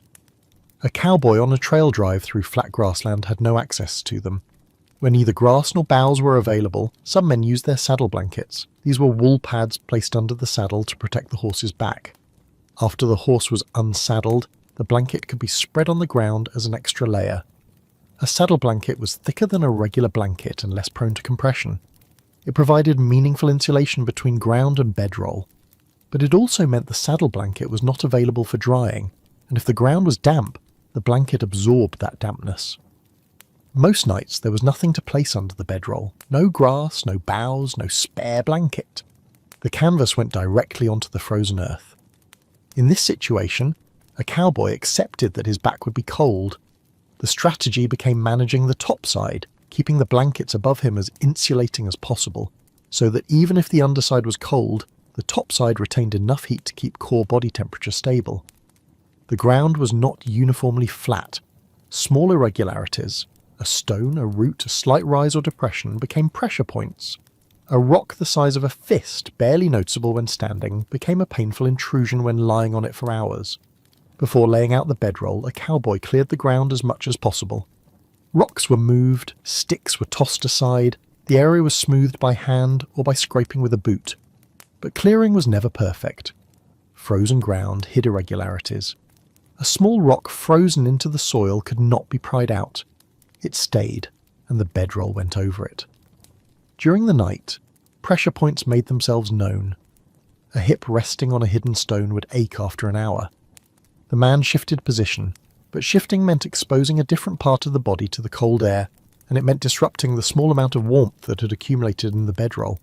Some ground was worse than others. Rocky ground was uncomfortable but drained well. A man on rocky ground was cold but not wet. Clay soil, when frozen, was smoother but harder. It held cold intensely. A bedroll on frozen clay felt as though it was on ice. Sandy soil, where it existed, was the best. Sand did not freeze as hard as clay, it had some give to it. And sand drained moisture quickly, so even if snow melted during the day, sandy ground was relatively dry by evening. But sandy soil was rare on the plains. Most soil was a mix of clay and loam, dense and heavy. When frozen, it was unforgiving. In areas with snow cover, the ground beneath the snow was sometimes slightly less frozen. Snow acted as insulation. A layer of snow 6 inches deep kept the ground beneath it marginally warmer than exposed ground. Some cowboys cleared snow away to reach the ground beneath. Others left the snow in place and laid their bedroll on top of it. Snow compressed into a firm surface. It was cold, but it was also smooth. There were no rocks or roots hidden in snow. The choice depended on conditions. Dry, powdery snow could be cleared easily and was worth clearing. Wet, heavy snow was harder to move and might soak into the canvas if cleared away. In that case, leaving it in place was better. Temperature of the ground varied through the night. In the evening, the ground still held some residual warmth from the day, though this was minimal in deep winter. By midnight, the ground had radiated away any residual heat and was as cold as it would get. In the hours before dawn, the ground was coldest. This was when the cold from below was most noticeable. Men who had managed to sleep despite discomfort earlier in the night often woke in the pre-dawn hours simply because the cold from the ground had penetrated through everything. There was no solution to this except to wait for morning. Shifting position provided temporary relief but not lasting comfort. Adding more blankets on top did nothing to address the cold coming from below. The ground was the unchangeable element. The sky, the air, the wind, these could be modified slightly by choosing a good camp location or by using canvas shelter. But the ground was what it was, frozen, hard and cold. A cowboy learned to accept this. The ground would be cold every night for months. Fighting it or resenting it was pointless. It simply had to be endured. Over time, the body adapted. The first night on frozen ground was shocking. The 10th night was still uncomfortable but familiar. By the 50th night, it was routine. This adaptation was not physical comfort. The ground did not become softer, and the cold did not become less. But the psychological response changed. The discomfort became background rather than foreground. It was present, but it no longer dominated attention. This was part of the larger pattern of winter survival. Each difficult element, the cold air, the damp wool, the hard ground, was individually bearable. Together, they created a cumulative burden. Endurance meant accepting the total burden and continuing anyway. The ground beneath was the foundation of that burden. Unchanging, unyielding, and cold, every night, every winter. Once the bedroll was spread and the fire was established, a cowboy faced the question of positioning. How to arrange himself in relation to the fire, to the wind, to the tent if there was one, to the other men if he was not alone. The fire was the centre of these decisions. It was the only source of external heat. Everything else was about conserving the body's own warmth or blocking the loss of it. Feet toward the fire was standard. This was nearly universal practice. The reasoning was simple. Feet were the coldest part of the body and the farthest from the core. Blood circulated to the feet but had the longest distance to travel. By the time it reached the toes, it had cooled. Feet lost heat faster than any other extremity. Pointing feet toward the flame meant directing radiant heat to the coldest area. Even a small fire produced warmth that could be felt several feet away if no obstruction blocked it. A man lying with his feet extended toward the coals felt that warmth on the soles of his boots or through his socks if boots were removed. This positioning also meant the head was away from the fire. The head did not need supplemental heat in the same way. A hat provided insulation. The head was close to the core and well supplied with blood. Keeping the head away from the fire also meant keeping it away from smoke. The distance from fire to feet was calibrated carefully. Too close and there was risk of sparks landing on canvas or wool. Too far and the heat did not reach. The optimal distance was roughly 2 to 3 feet from the edge of the fire pit to the edge of the bedroll. At this distance, radiant heat was noticeable but not intense. It was enough to provide a sense of warmth without causing discomfort. If the fire burned higher or hotter temporarily, the man could pull his feet back slightly. If the fire died down, he could extend them closer. Wind direction affected positioning. A camp with wind from the west meant arranging bedrolls so that the wind did not blow directly across the body. Even inside a tent, air moved. Canvas blocked most wind, but not all. Small gaps at the base of the tent or around the door flap allowed air to enter. A cowboy positioned himself so that wind, if it entered, blew across his body lengthwise rather than across his width. This reduced the amount of surface area exposed to moving air. Less exposure meant less heat loss. In the open, without a tent, wind positioning was even more critical. A bedroll placed perpendicular to the wind meant the entire side of the body faced moving air. A bedroll placed parallel to the wind meant only the head or feet faced it directly. When multiple men shared a camp, positioning became a matter of available space and social dynamics. In a tent, bedrolls were arranged around the perimeter with feet toward the center. This created a rough circle or square depending on the number of men. The man closest to the door had the coldest position. Every time the door flap opened, cold air entered. The man nearest to it felt the influx first and most strongly. But the door position also had advantages. It was easier to get in and out for night watch or for any reason. Some men preferred it despite the cold. The positions farthest from the door were most sheltered. They were also the most trapped. A man at the back of a tent had to climb over others to leave. In an emergency, this could be a problem. These positions were not usually assigned formally. Men settled into bedrolls in whatever order they arrive at camp. The first man in took the position he wanted. The last man in took what was left. Some adjustment was possible. If a man's position was clearly worse, directly under a leak in the canvas, or in a spot where the ground was particularly uneven, he might ask to shift. Usually this was accommodated without conflict. The fire, if placed inside the tent, was centered. This allowed all men equal access to its warmth. But fires inside tents were risky. Smoke filled the space. Sparks could ignite canvas. Most tents did not have fires inside them. The fire was outside near the entrance, and only the men closest to the door benefited from it directly. In open camps without tents, men arranged their bedrolls in a loose cluster. Not touching, but close enough that the presence of other bodies provided minimal psychological comfort. No one wanted to be isolated, lying alone 30 feet from the nearest person. The cluster was also tactical. If cattle stampeded or horses broke loose, men needed to respond together. Being too spread out made coordination difficult in darkness, but crowding too close created problems. Men shifted during the night. An elbow or boot from one man could strike another. Snoring, coughing, or any other noise was louder when bodies were close. Space was a balance between isolation and intrusion. Some men used their saddles as pillows or backrests. A saddle placed at the head of the bedroll provided elevation for the head and kept it off the cold ground. The saddle also served as a windbreak for the head and face. But a saddle was awkward as a pillow. Leather and wood were not soft. The shape of a saddle did not conform to the shape of a head. Most men who tried this found it uncomfortable and eventually shifted the saddle to the side, using it instead as a place to keep gear dry and within reach. Others folded extra clothing or a piece of canvas into a makeshift pillow. This was softer than a saddle, but provided less wind protection. The choice depended on personal preference and what was more uncomfortable at the moment, lack of cushion or exposure to wind. Heated rocks were occasionally used to add warmth. A rock the size of a man's fist, placed near the fire until hot, could then be wrapped in cloth and positioned near the feet inside the bedroll. The rock held heat for an hour or two. During that time, it radiated warmth into the small space around it. This created a localized warm zone that was noticeable and comforting. But heated rocks were not common. Finding the right kind of rock, one that would not crack or explode, required time and knowledge.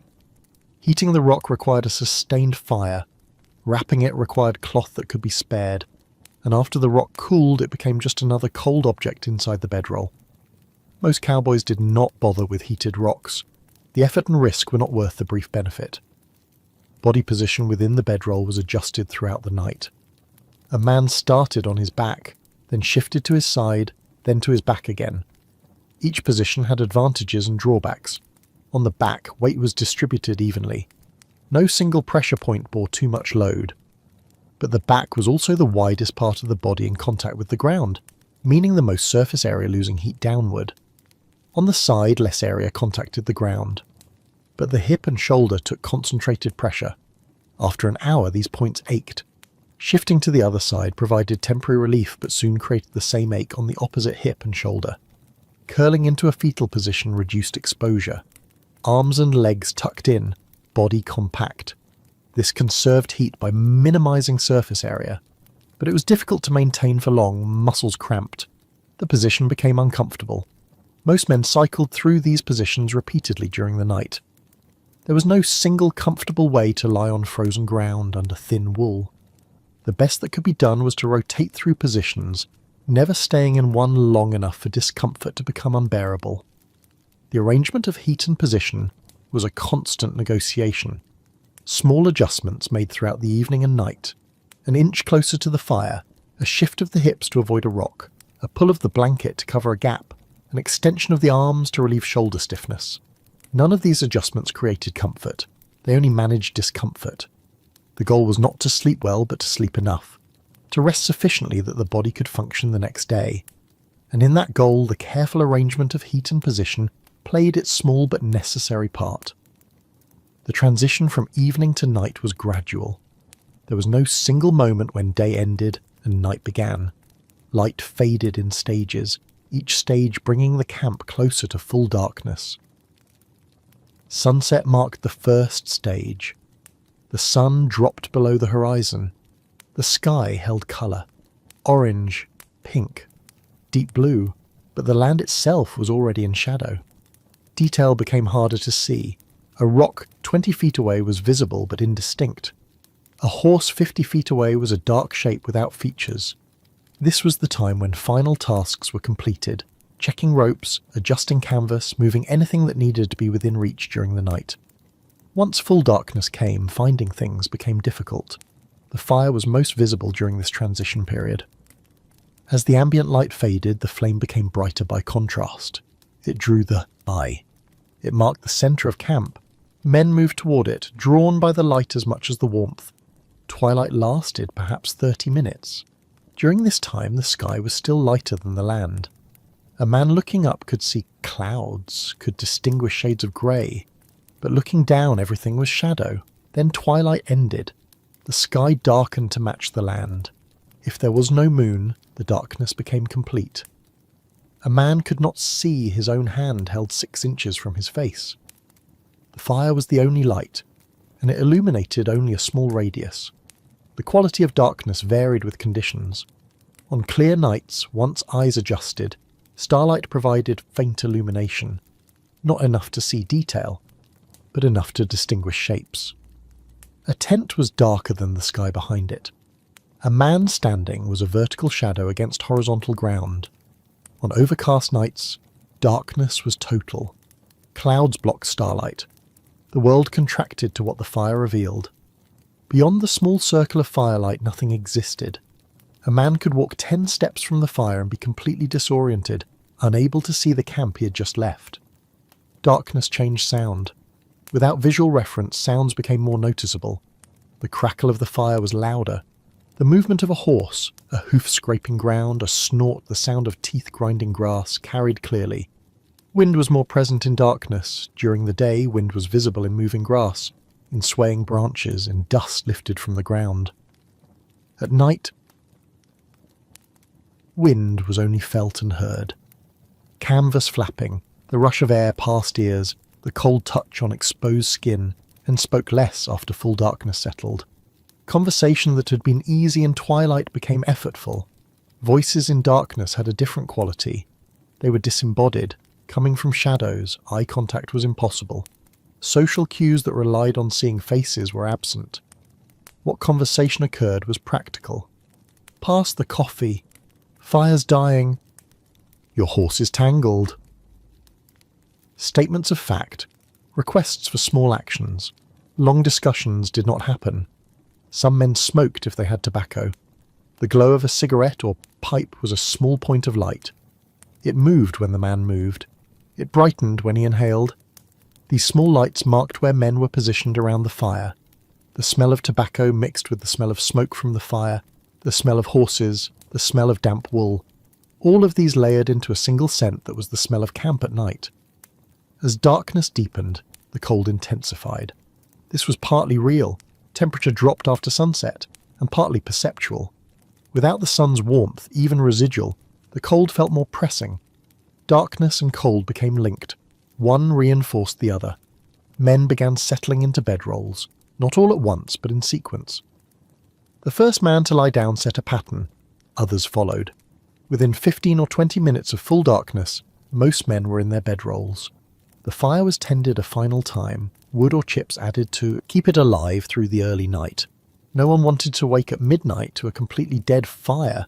Reviving a fire from nothing in full darkness was difficult and cold work, but the fire was not built up.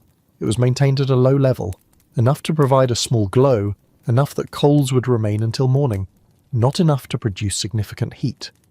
From within the bedrolls, men watched the fire. It was the only thing to watch. The flames moved in patterns that repeated, but never exactly the same way twice. Watching fire was hypnotic.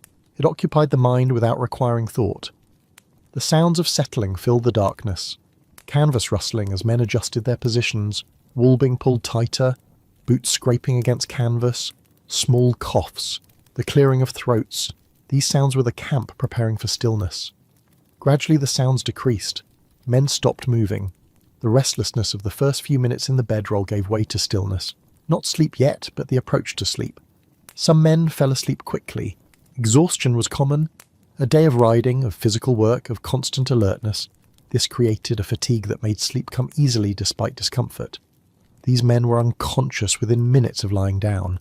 Others lay awake. Their bodies were tired, but their minds were not. Thoughts moved through the darkness. Plans for the next day, memories of the other days, worries about things that could not be changed.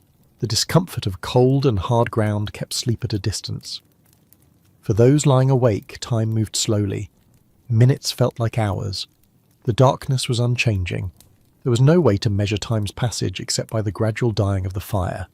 The fire dimmed. Flames became coals. Coals became a dull red glow. Eventually, even the glow faded until it was barely visible. The camp moved from darkness with a small light to darkness complete. In this full darkness, isolation was most felt. Even with other men lying a few feet away, each man was alone in his own experience of the night. The cold, the hardness of the ground, the effort to find a tolerable position, these were individual struggles. The darkness outside the bedroll felt vast. The prairie extended in all directions with no boundary. The sky above was equally vast, filled with stars that were too distant to provide comfort. A man lying under that sky was small, temporary, insignificant. This sense of scale was not usually articulated, but it was present. The frontier at night reduced a man to his most basic state. He was a body trying to maintain warmth, lying on frozen ground, waiting for morning. Some men pulled their blankets over their heads, creating a small enclosed space. This blocked out the darkness and the vastness. It created a boundary, artificial but psychologically useful. Inside the blanket cave, the world was reduced to the immediate. There was only the wool, the warmth of breath, the sound of one's own breathing. Others kept their heads exposed. Covering the face felt suffocating. They preferred to see the darkness, to maintain some connection with the space around them, even if that space was empty and cold. There was no right choice. Each man managed the night in the way that worked for him. As the hours passed, the quality of darkness changed slightly. Eyes adjusted fully. What had been complete blackness became very dark grey. Faint shapes were barely perceptible. The edge of a tent, the outline of a saddle. These were more sensed than seen, but they were there. The stars, if visible, moved across the sky. Their positions changed slowly but measurably. A man lying awake could track this movement. A star that had been directly overhead was now tilted west. This movement marked time's passage more reliably than any internal sense, but most men did not watch stars. Most lay with eyes closed, even if not sleeping. Closed eyes were warmer. They conserved moisture, and there was nothing to see that made keeping them open worthwhile. The night settled into its full weight. The camp was silent except for small sounds. The wind, a horse shifting, the occasional snap of cooling metal on a saddle or buckle. Men lay in their bedrolls, awake or sleeping, or in the uncertain space between. The cold seeped through wool and canvas. The ground pressed upward against backs and hips. The darkness continued, indifferent to discomfort, indifferent to the small human presence in its vast expanse. And the night was only beginning. Winter nights in the northern ranges lasted 14 to 16 hours. From the time the sun set in late afternoon until it rose again the next morning, darkness persisted. 14 hours was a vast span of time when spent lying on frozen ground. For a man accustomed to sleeping 6 or 7 hours in a bed, in warmth, in comfort, 14 hours of darkness meant long stretches of wakefulness. Sleep came in pieces, not in one continuous block. The first hour after settling into the bedroll was often wakeful. The body was adjusting. The cold was most noticeable in this first hour, because the bedroll had not yet absorbed any body heat. The wool was at its coldest. The canvas had not warmed. Everything touching skin felt like it was drawing heat away. During this hour, small adjustments were constant. A shift of the hips, a pull of the blanket to cover a gap at the shoulder, an extension of the legs to relieve tension. These movements were attempts to find a position that was tolerable enough to allow sleep. Eventually, if exhaustion was sufficient, sleep came, but it was light sleep, the kind of sleep where external sounds were still noticed. A horse moving nearby, another man coughing, the wind picking up or changing direction. These sounds registered, pulled at the edges of consciousness, sometimes woke the sleeper fully. Light sleep lasted perhaps 2 or 3 hours. Then something, cold, discomfort, the need to shift position, brought the full wakefulness. This waking in the middle of the night was common. Almost every cowboy experienced it. The body could not maintain one position for more than a few hours on hard ground. Pain in a hip or shoulder became insistent. Movement became necessary. The man shifted, rolled from one side to the other, flexed stiff legs, pulled the blanket tighter or loosened it if it felt constricting. These movements disrupted what warmth had accumulated. Cold air entered the bedroll. The process of warming the interior space had to begin again. After shifting, sleep might return, or it might not. This depended on how cold the man was, how uncomfortable the new position proved to be, and how much his mind engaged with being awake. For some men, waking in the deep night meant lying awake for an hour or more before sleep returned. During this time there was nothing to do, no task to perform, no way to make time pass faster. Only waiting. The darkness in these hours was complete. If the fire had died fully, there was no light at all. A man could open his eyes or close them and see the same nothing. Time became difficult to judge. Without light, without activity, without any external reference, minutes stretched. What felt like an hour might be 20 minutes. What felt like 20 minutes might be 2 hours.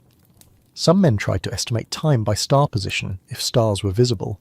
Certain constellations moved across the sky in predictable ways. A man familiar with them could judge roughly what hour it was by their location. But this required getting out of the bedroll to see the sky clearly.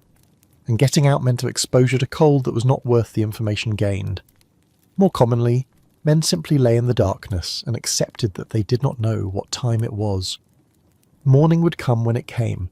Until then, the only task was endurance. Thoughts during these wakeful hours were often circular. The same concerns returned repeatedly. How much longer until dawn?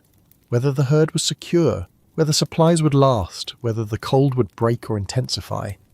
Some men tried to direct their thoughts to more pleasant topics. Memories of warmer seasons, plans for what they would do when winter ended. But cold and discomfort made it difficult to sustain pleasant thoughts. The mind drifted back to the immediate condition. Others let their minds go blank. This was a skill, not easily learned but useful. To lie in darkness and cold without thinking required practice. But men who mastered it found that time passed more easily when the mind was empty than when it was active. Sleep came again, eventually. Another few hours of light, disrupted rest. Then waking again. This cycle repeated through the night. Sleep, wake, shift position, sleep again. No period of deep restorative sleep, only accumulated fragments.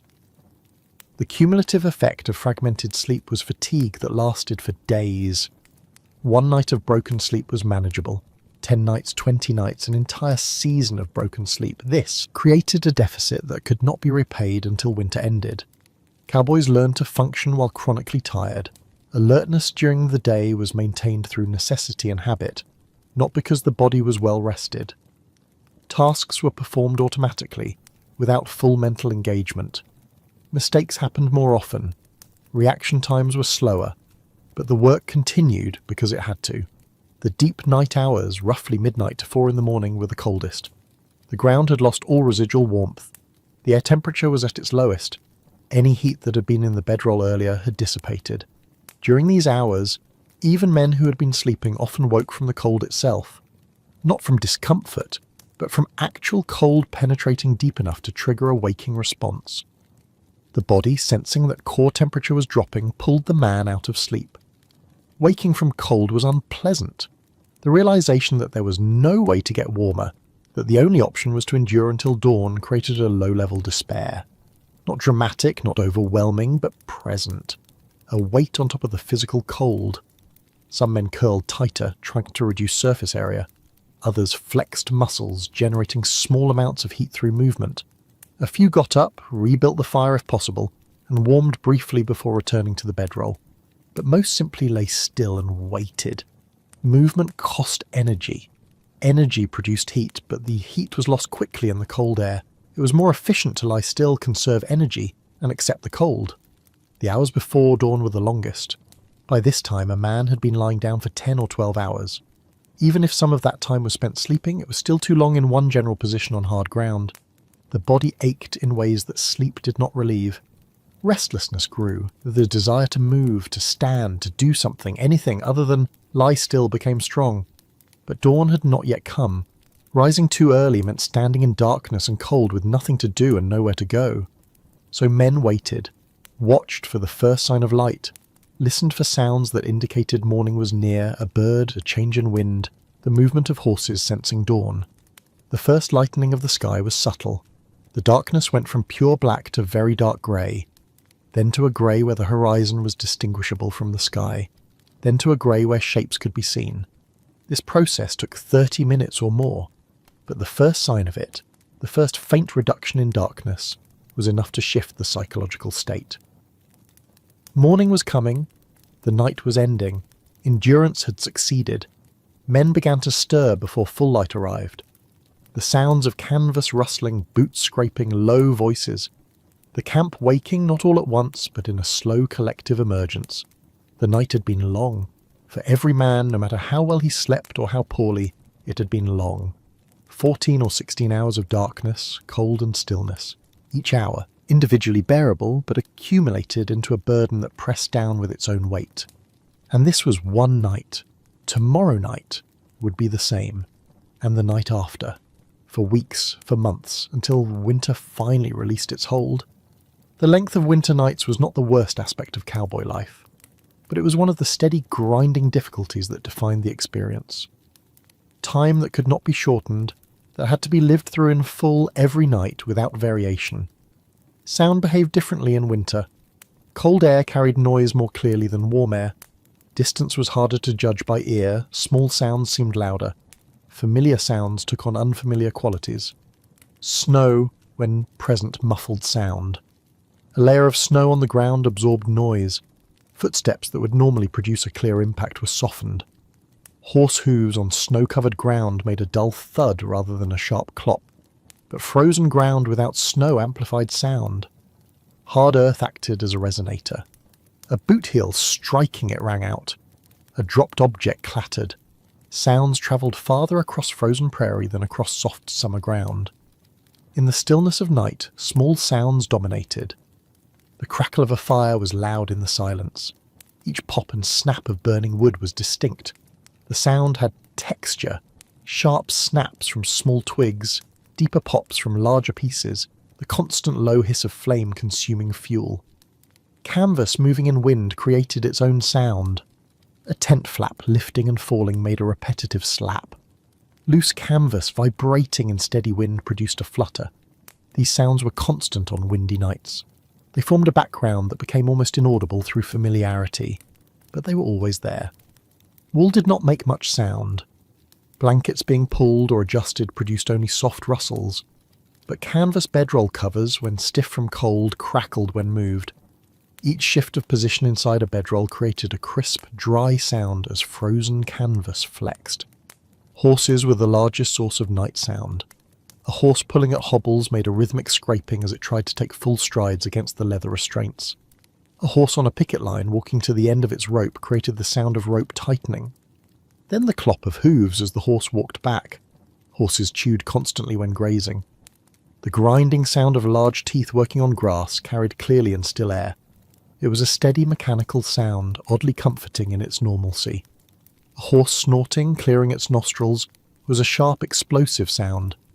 It often came without warning and was startling enough to wake a man from light sleep. The sound was loud and forceful, cutting through the quiet night. Horse hooves on frozen ground made different sounds depending on how the horse moved. A walk was a steady rhythm, 4 beats evenly spaced. A nervous shift was irregular. One hoof, pause, another hoof. A horse lying down created a thump, then the sounds of it arranging its legs. Men made sounds too, though less than horses. Snoring was common. Some men snored quietly, a steady drone. Others snored loudly, with irregular rhythms and sudden crescendos. Loud snoring could keep other men awake, but complaining about it was useless. The snorer was not aware and could not control it. Coughing occurred frequently. Cold air irritated throats. Smoke from fires residual in lungs caused coughing. Dust and dirt accumulated during the day worked their way out at night. Coughs were dry, harsh, and disruptive. A coughing fit could last several minutes. Some men talked in their sleep. Words were usually indistinct, but occasionally a clear phrase emerged. These utterances were random and not remembered by the speaker in the morning. Others heard them but rarely mentioned them. What a man said in sleep was his own business. Breathing was audible in close quarters. Inside a tent with multiple men, the sound of breathing layered. Each man's rhythm was different. The combined sound was a complex pattern of inhalations and exhalations that rose and fell without ever synchronizing. Wind was the most variable sound. On calm nights, there was no wind sound at all. The air was still. Silence was nearly complete except for occasional small noises from horses or fire. On windy nights, sound was constant. Wind moving across open prairie created a rushing noise that never stopped. It rose and fell in volume as gusts came and went, but the baseline rush was always present. Wind found obstacles and created specific sounds. Canvas vibrated, ropes hummed, bare branches, if any were nearby, clicked against each other. Grass, even dry winter grass, made a hissing sound when wind moved through it. Wind direction could be judged by sound before it was felt. A man lying in a tent heard wind approaching from a distance, the sound growing louder as the gust moved across the prairie toward camp. Then the tent shuddered as a wind hit it. Then the sound receded as the gust passed. Ice made sounds. Water in a creek, freezing or partially frozen, cracked and groaned. These sounds came at irregular intervals, sometimes loud enough to be heard from camp if the creek was close. The sound was unsettling, organic, as if something alive was moving. Snow falling made almost no sound. Silent snow was eerie. A man could wake in the morning to find several inches of new snow that had fallen in complete silence during the night. But snow sliding off canvas or branches made sound. A sudden rush and thump as accumulated weight gave way. This sound could startle because it was both sudden and close. Metal objects contracting in cold made a small ticking sounds. Buckles, bits, the metal parts of saddles, these ticked as they cooled further in the deep night. The sounds were faint but noticeable in the silence. Morning brought the first new sounds. Birds, if any were present in winter, began calls before dawn. These were not the complex songs of spring, but simple repetitive calls. Crows were common in calm areas, their harsh caws cutting through the pre-dawn quiet. Horses became more active near dawn. They sensed the approaching change in light. Movement increased. More sounds of hooves, more snorting, more shifting of position. Men began to stir. The sounds of waking were quiet at first. A cleared throat, the rustle of a blanket being pushed aside, a low cough. These sounds accumulated as more men woke, building toward the more active sounds of morning, boots being pulled on, gear being moved, the fire being rebuilt. But in the deep night, sound was minimal. The world contracted to a small set of noises, repeating. Fire, wind, horses, canvas, breathing. These formed the auditory landscape of winter darkness. For a man lying awake, these sounds became the focus of attention. There was nothing to see, so hearing dominated. Each sound was identified, categorized, dismissed as normal, or noted as unusual. An unusual sound brought alertness. A horse's distress noise. A sound that might indicate cattle moving. A sound that did not fit the pattern. These required attention, possibly action. But most sounds were routine. They were the sounds of a camp at night, repeated every night, familiar to the point of being almost unnoticed. They formed the texture of darkness, proof that the world continued even when it could not be seen. In frozen air, sound was one of the few reliable senses. Touch reported cold and hardness, sight reported nothing. Smell was muted by cold, but sound continued, carrying information, marking time, filling the silence with evidence of life and persistence. On trail drives and in vulnerable camps, men did not sleep through the night uninterrupted. Watch rotation was standard practice. Someone was always awake, alert, responsible for the safety of the herd and the camp. A watch typically lasted 2 to 3 hours. This was short enough that a man could stay reasonably alert, but long enough that the entire night did not require too many rotations. With 4 men in camp, each man would stand watch once. With 6 men, watches were shorter or some men were spared. The rotation was determined by the trail boss or by agreement among the crew. The purpose of watch was primarily to monitor cattle. On a trail drive, several hundred or several thousand cattle were held in a loose grouping overnight. They could scatter if something startled them, a predator, a sudden noise, even a particularly vivid nightmare experienced by one nervous steer that then transmitted panic to the herd. A man on watch circled the herd slowly. He moved on horseback, staying on the perimeter, keeping the cattle within sight. The movement was slow and steady. The goal was presence, not urgency. Cattle that saw and heard a rider moving calmly were less likely to spook than cattle left alone in darkness. The watch rider sometimes sang or hummed, not for entertainment, but to provide steady sound. Cattle were calmed by the consistent noise. It told them where the human was. It reduced the chance of the rider startling them by appearing suddenly from darkness. The songs were simple, repetitive, often just fragments of melody repeated over and over. The specific tune did not matter.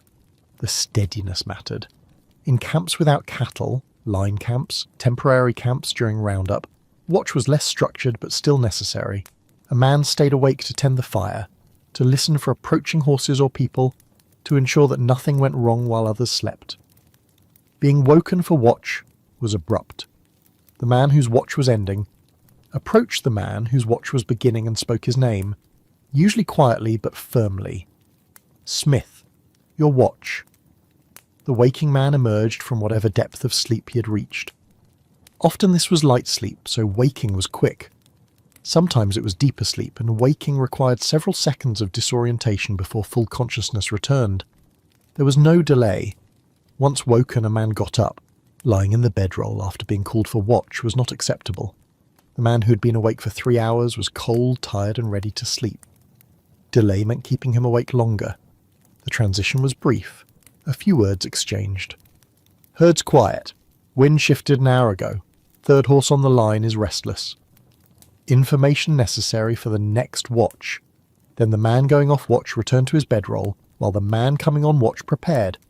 Preparation meant making sure boots were on fully, putting on a coat if it had been removed, checking that a hat was secure, taking a moment to fully wake, to clear the fog of sleep from the mind. Then the watch began. In camps with cattle, the man saddled a horse, usually a night horse kept specifically for this purpose and left saddled or easy to saddle. He mounted and rode out toward the herd. In camps without cattle, the man simply stayed awake. He sat near the fire if one was burning. He stood and walked occasionally to keep blood moving and stay alert. He listened. The first 30 minutes of watch were the hardest. The body was still in the state of wanting sleep. Cold was more noticeable when first leaving the bedroll's accumulated warmth. Alertness, deesemaes, had to be forced. After 30 minutes, the body adjusted. Full wakefulness set in. The cold became familiar rather than shocking. The task of staying alert became easier. The middle portion of a watch, the second hour, was often the easiest. The man was fully awake. He had settled into the rhythm of the task. Drowsiness had not yet returned. But the final 30 minutes to an hour of a watch brought fatigue. The man had been awake and active for 2 to 3 hours after being pulled from sleep.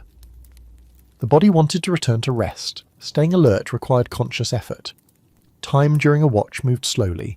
Without activity beyond slow riding or standing, minutes stretched. A man checked the stars to estimate how much time had passed. The movement of constellations marked progress, but it was agonizingly slow. Some men counted their circuits around the herd, counted steps if on foot, counted breaths, not for any purpose except to occupy the mind and mark time's passage. Others thought through tasks for the next day, mental planning, reviewing what needed to be done in what order. This occupied the mind usefully and made time pass slightly faster. Falling asleep on watch was a serious failure. It endangered the herd and the camp. A man who fell asleep on watch was not trusted afterward. His reputation suffered. In some outfits, he might be dismissed. But the temptation was real. Exhaustion was chronic. A man sitting still in darkness, with nothing actively happening, fought constant drowsiness. Some men stood rather than sat to reduce the risk. Standing made sleep harder, though not impossible. If something did happen during a watch, cattle beginning to stir, a strange sound, an approaching rider, the watchman was responsible for responding. If the situation was minor, he handled it alone. If it was serious, he woke the camp. Waking the camp meant urgency. It meant shouting, not speaking quietly. Cattle moving or rider coming. Men responded immediately, emerging from bedrolls, grabbing gear, preparing for action. But most watches were uneventful. Nothing happened. The herd stayed settled. The camp remained quiet. The man on watch rode or walked or stood in the cold darkness for 3 hours and then woke the next man. The rotation continued through the night. Each man took his turn.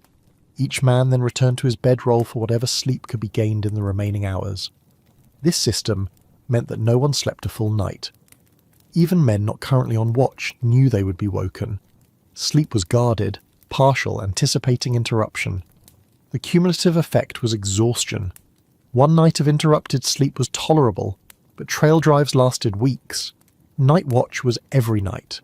The deficit accumulated till men functioned in a state of constant fatigue. Yet the system worked. Herds were protected. Camps remained secure. The cost was paid in sleep and comfort, in the deep weariness that settled into bones and stayed there.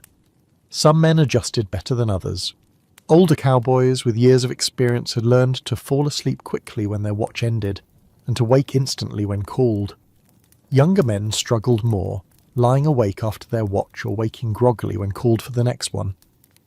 But everyone participated. There were no exemptions. The trail boss stood watch. The cook stood watch. Everyone contributed to the safety of the operation. In isolated line camps without watch rotation, sleep was longer but lonelier. A man could sleep through the night without interruption, but he was also alone if something went wrong. This created a different kind of tension. Not the immediate disruption of watch rotation, but the underlying awareness of isolation. Most cowboys preferred the company and shared burden of trail drive, work even with its watch requirements over the solitude of line camps.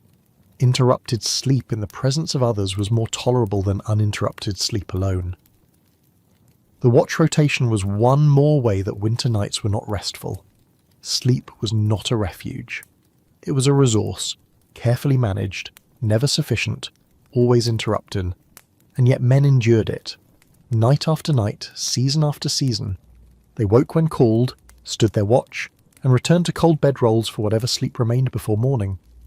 Dampness was constant in winter camps. It came from multiple sources and was nearly impossible to eliminate. Moisture in the air was the primary source. Cold air held less moisture than warm air, but it still held some. When this moist air contacted cold surfaces, canvas, wool, metal, the moisture condensed into water droplets. Inside a tent, condensation formed on the canvas. The interior of the tent was slightly warmer than the outside, warmed by the body heat from the men inside. When warm, moist air from breathing rose and touched the cold canvas above, water condensed. By morning, the underside of the tent was wet with a thin layer of moisture. This condensation dripped. When the tent was moved or when wind shook the canvas, drops fell onto the bedrolls below. Sometimes the dripping was light, a few drops here and there. Other times it was steady, creating wet spots on wool blankets. Men learned to position themselves away from the areas where condensation was worst. The highest point of the tent, directly under the centre pole, was where most moisture collected. Sleeping with the head away from this point reduced exposure to dripping. But in a crowded tent, positioning was limited. Not everyone could avoid the wet spots. Someone ended up in the worst position, and that person's blankets absorbed more moisture. Canvas tarps used as ground cloths also collected moisture. Even when the ground was frozen, some moisture was present. Ice on the ground surface would melt slightly from pressure and body heat, creating a thin film of water between canvas and ice. This water was absorbed by the canvas and then transferred to the wool above it. Wool blankets themselves generated moisture. A man's body released water vapor continuously through breathing and through skin. This vapor was trapped inside the bedroll. Some escaped through gaps in the canvas, but much of it was absorbed by the wool. Over the course of a night, a wool blanket absorbed this vapor. By morning, blankets that had been relatively dry the evening before were noticeably damp. The dampness was distributed through the wool, not concentrated in wet spots. The blankets felt heavier and slightly cold to the touch. Drying blankets required heat and air circulation. In a winter camp, both were scarce. A fire provided heat, but the fire was small and needed primarily for cooking. Draping a blanket near the fire to dry meant occupying space needed for preparing food or boiling coffee. It also meant constant attention. A blanket too close to the fire could scorch or catch sparks. Too far away and it would not dry. Even when positioned correctly, only the side of the blanket facing the fire dried. The heat did not penetrate through thick wool. To dry both sides required turning the blanket, which meant handling it repeatedly, taking time, and using fire space that was needed for other purposes. Most mornings, there was no time for drying blankets. Camp was broken quickly. Horses needed to be saddled. The herd needed to be moved or the day's ride needed to begin. Blankets were rolled into bedrolls while still damp.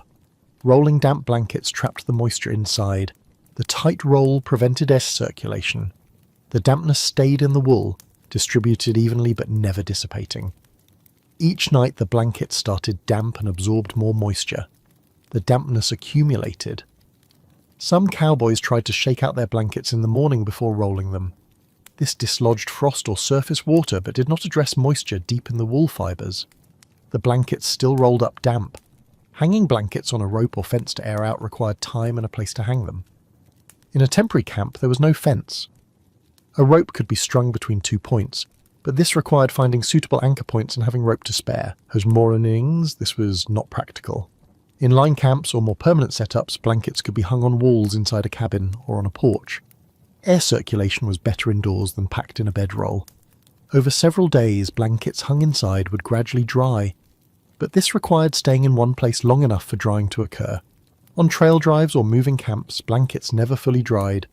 They remained in a state of chronic dampness from the first cold night until the drive ended or the season changed. Living with damp wool required acceptance. The blankets would not be dry, they would be heavier than they should be. They would feel cold initially when wrapped around the body. These conditions were normal, not exceptional. The body's heat was used to manage the dampness.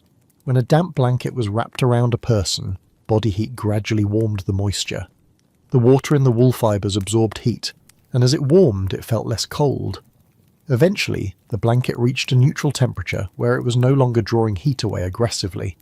This process took 15 to 30 minutes each night. The first half hour in the bedroll was the coldest because the blankets had not yet warmed. After that, the situation stabilised. The blankets were still damp, but they had reached thermal equilibrium with the body. The danger of dampness was that it accelerated heat loss. Damp fabric conducted heat away from the body faster than dry fabric. A man wrapped in very damp wool could lose body heat faster than his metabolism could replace it. This led to a gradual drop in core body temperature, which could become dangerous. Cowboys learned to recognise the signs of too much dampness. If blankets felt actively wet rather than just damp, if they were cold even after 30 minutes against body heat, action was needed. The blankets needed to be dried or replaced with drier alternatives if any were available. But usually the dampness was at a level that was tolerable. Uncomfortable, but not life-threatening. The body adapted. Core temperature stayed stable. The man endured the night and functioned the next day. Some moisture came from external sources. Rain or snow that penetrated the canvas shelter would wet the blankets directly. This was worse than condensation dampness. Externally wet wool was soaked, not just damp. It was heavy, cold, and took days to dry, even under the best conditions. When blankets got soaked from external water, cowboys did whatever possible to dry them. This might mean staying in camp an extra day if circumstances allowed. It might mean building a larger fire temporarily and dedicating time to drying. Soaked blankets were a serious problem, not just a discomfort.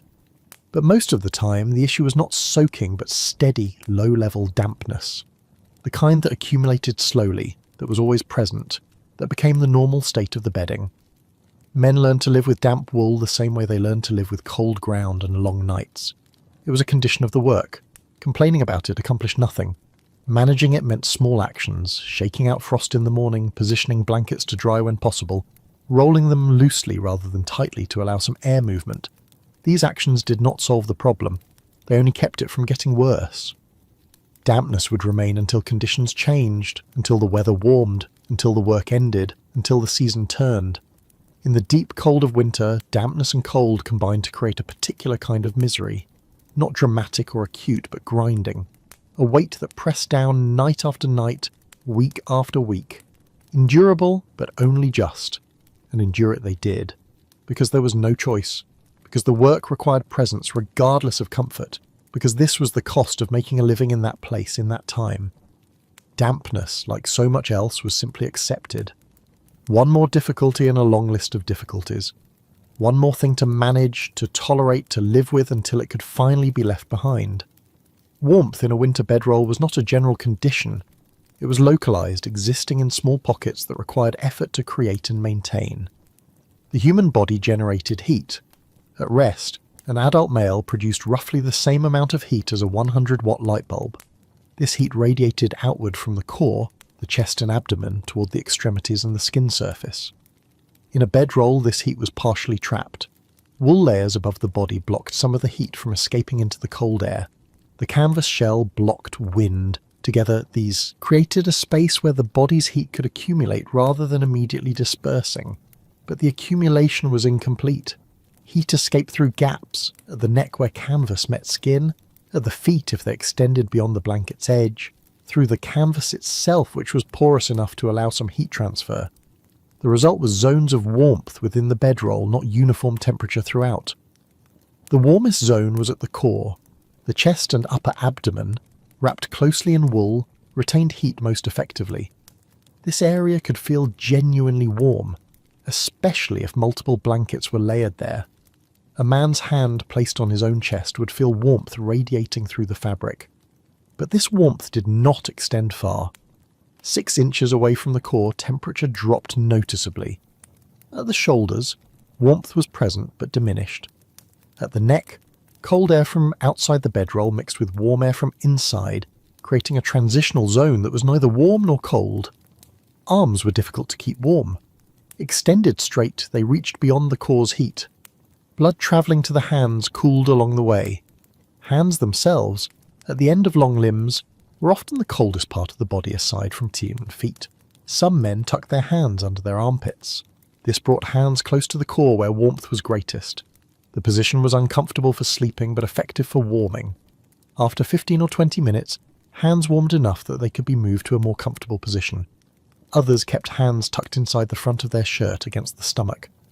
This achieved similar results. The stomach was warm. Hands pressed against it absorbed that warmth. But maintaining these positions through sleep was difficult. The body relaxed. Arms extended naturally. Hands moved away from the core. By morning, hands were often cold again regardless of how they had been positioned initially. Legs generated some heat, but less than the torso. The large muscles of the thighs produced heat during activity, but at rest, their output was lower. Heat from the core travelled down the legs, but by the time it reached the calves and ankles, it had diminished significantly. Feet were the coldest extremity. Blood reached them last. The feet were furthest from the heart. Circulation to the feet was adequate for function, but not for comfort in extreme cold. Feet positioned toward the fire, if the fire was still burning, could absorb radiant heat. Even a low fire produced warmth that could be felt through boot soles or socks. This external heat source made a noticeable difference. Feet that had been cold became tolerably cool, not warm but less cold. When the fire died completely, feet lost this external source. They relied only on body heat, which was insufficient. Feet remained cold through most of the night. Some men wrapped their feet in extra fabric, spare shirts, pieces of canvas, anything that added insulation. This helped, marginally. The additional layer trapped some heat. But feet still lost warmth of the cold ground below, even through canvas and compressed wool. The space between blankets, when multiple blankets were used, was warmer than the outer surface. Air trapped between layers was heated by the body and had nowhere to go. This created an insulating buffer. The blanket closest to the skin was warmest. The next blanket out was cooler. The outermost blanket was only slightly warmer than the outside air. Some men arranged blankets so that the heaviest, densest blanket was outermost. This blanket blocked wind and held the inner blankets in place. Lighter blankets closer to the body were easier to adjust and created better insulation when layered. The head could be kept relatively warm if covered. A hat trapped heat. Pulling a blanket over the head created a small enclosed space where breath warmed the air. This space felt noticeably warmer than exposed air. But breathing under a blanket created problems. Moisture from breath condensed on the inside of the blanket. The blanket near the face became damp. This dampness made the blanket feel colder despite the trapped warm air.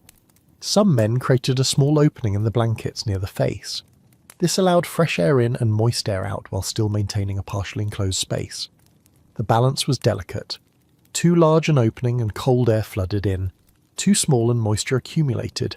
Others kept their faces exposed. Cold air on the face was uncomfortable but tolerable. The rest of the head stayed covered with a hat, and the face adapted to the exposure. The back of the body pressed against the ground was always cold. No amount of insulation on top changed this. The ground drew heat downward constantly. The back, shoulders, hips and legs on the downside were cold zones that could not be warmed. Shifting position changed which parts of the body were against the ground, but it did not eliminate the cold zone. It only moved it. A man on his back had a cold back. Rolling to his side meant a cold shoulder and hip. The cold zone was always present, just located differently. The perimeter of the bedroll, the edges where canvas met canvas or where blankets ended, was where heat escaped most readily. These were the gaps in the system. Cold air infiltrated. Warm air leaked out.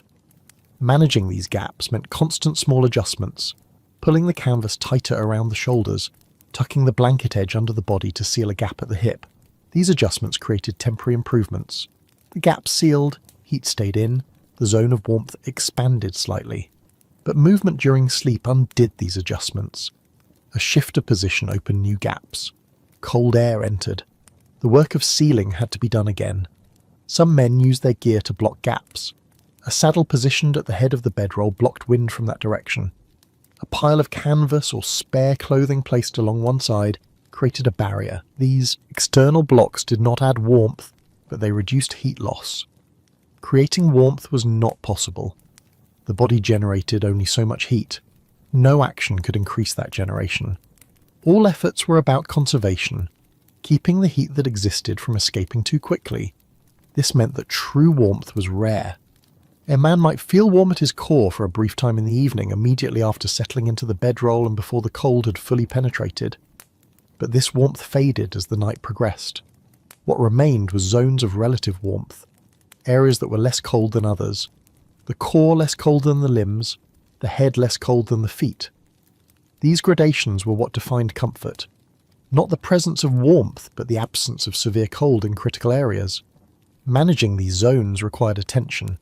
A man lying still conserved more heat than one moving frequently. But lying completely still for hours was difficult. The compromise was minimal movement, small shifts to relieve pressure points, adjustments to seal gaps, but not large movements that disrupted the entire thermal balance. Over the course of a winter, men learned their own thermal geography. They learned which positions conserved heat best, which blanket arrangements worked, how to tuck arms and legs to minimize exposure. This knowledge was personal and practical, gained through repetition and cold nights. The knowledge did not create comfort. It only made discomfort more manageable. The zones of warmth remained small and fragile, but they were enough to allow sleep, and sleep was enough to allow function the next day. And that was the measure that mattered. Not comfort, not warmth, but survival.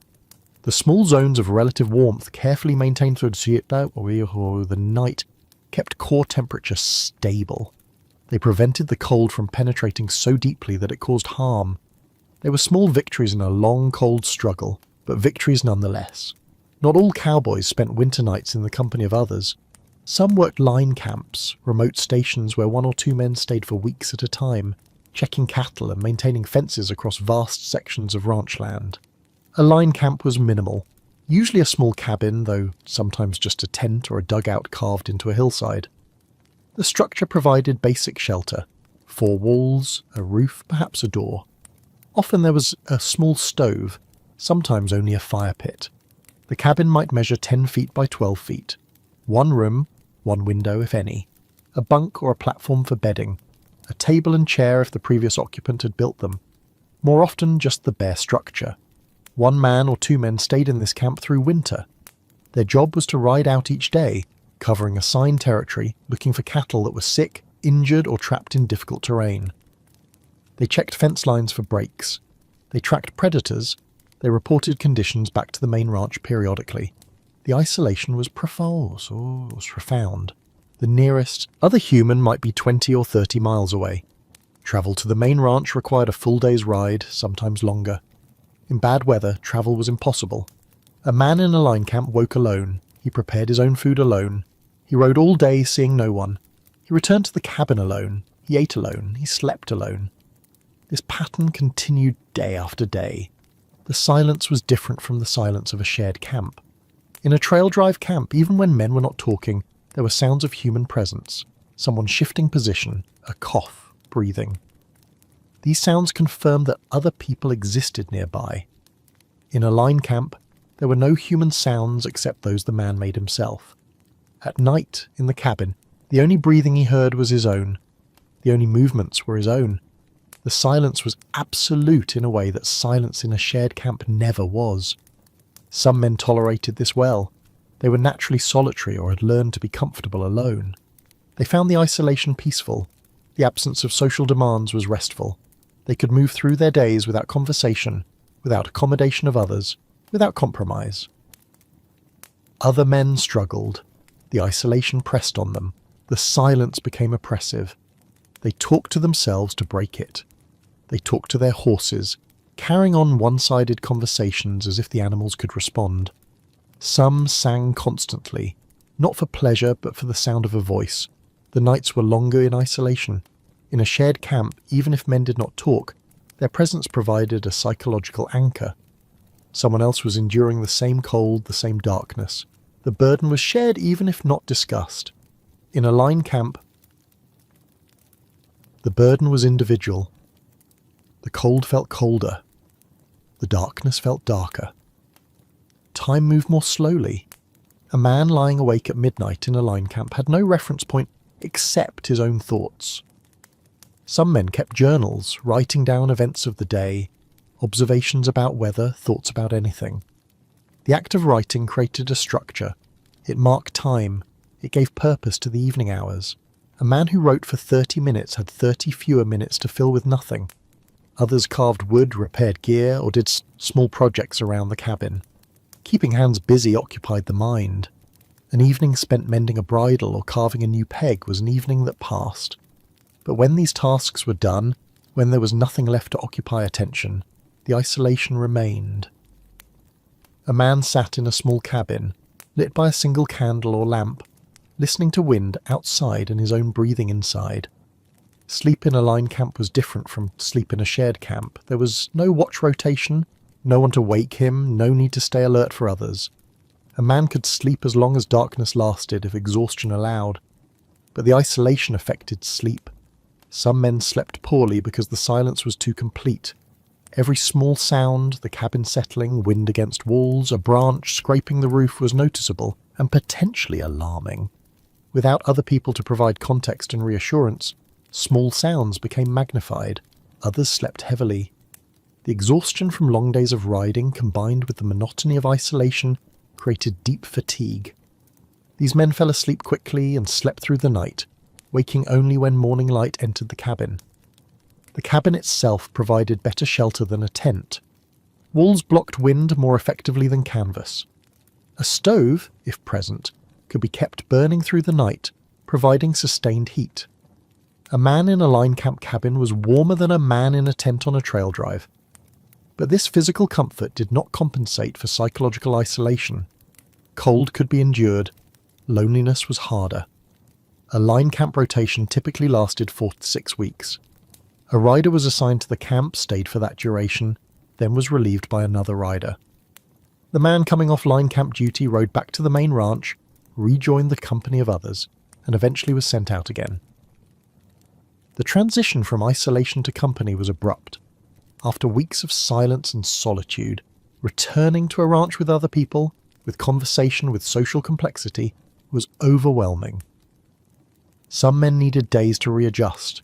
They were quiet, withdrawn, not because they wanted to be alone, but because their capacity for social interaction had atrophied during isolation. The transition back to isolation was also difficult. Leaving the ranch, riding out to a line camp, knowing that weeks of solitude lay ahead, required mental preparation. Some men delayed departure, finding small tasks that needed completion before they left. Others left quickly, preferring to face the isolation rather than anticipate it. In the line camp cabin at night, a man had time to think, too much time. Thoughts circled, memories surfaced. Plans were made and revised and made again. The mind, without external input, turned inward. Some thoughts were productive. A man might work through problems, make decisions, gain clarity on things that had been uncertain. The isolation provided space for this kind of reflection. Other thoughts were not productive. Worries amplified. Small concerns became large. The absence of conversation meant no external perspective to counter internal anxiety. A man could spiral into dark thoughts with no one to pull him out. Letters were important when possible. If a line camp was accessible enough for periodic supply runs, man could send and receive letters. A letter from family, from a friend, from anyone, was a connection to the world beyond the camp. It was proof that other people existed and remembered him. Reading a letter occupied time. Writing a response occupied more time. The anticipation of the next letter provided something to look forward to. These small pieces of paper were disproportionately valuable. But many line camps were too remote for regular mail. Supplies were delivered infrequently, once a month, sometimes less. No mail came. Between supply runs, the isolation was complete. Some men counted days. Marks on a wall or in a journal, one for each day. Counting down to the end of the rotation. This gave structure and a sense of progress, but it also meant constant awareness of how much time remained. Some men found this helpful. Others found it made time pass more slowly. Weather affected isolation. On clear days, a man could ride, could move, could see distance. The sky was open. The landscape extended to the horizon. This created a sense of space that counteracted the confinement of the cabin. On stormy days, a man was trapped. Snow or rain made riding dangerous or impossible. He stayed in the cabin, sometimes for days. The walls closed in, the small space became smaller. This was when isolation was hardest. A few men broke under isolation. They left the line camp before their rotation ended, rode back to the ranch and quit. This was considered a failure, but it happened. The isolation was too much. The silence, the cold, the nights alone, it exceeded what they could bear. Most men endured. They completed their rotations, returned, and eventually went back out again. They learned to manage the isolation. They developed routines, mental strategies, ways of structuring time. They accepted that this was part of the work. But acceptance did not mean ease.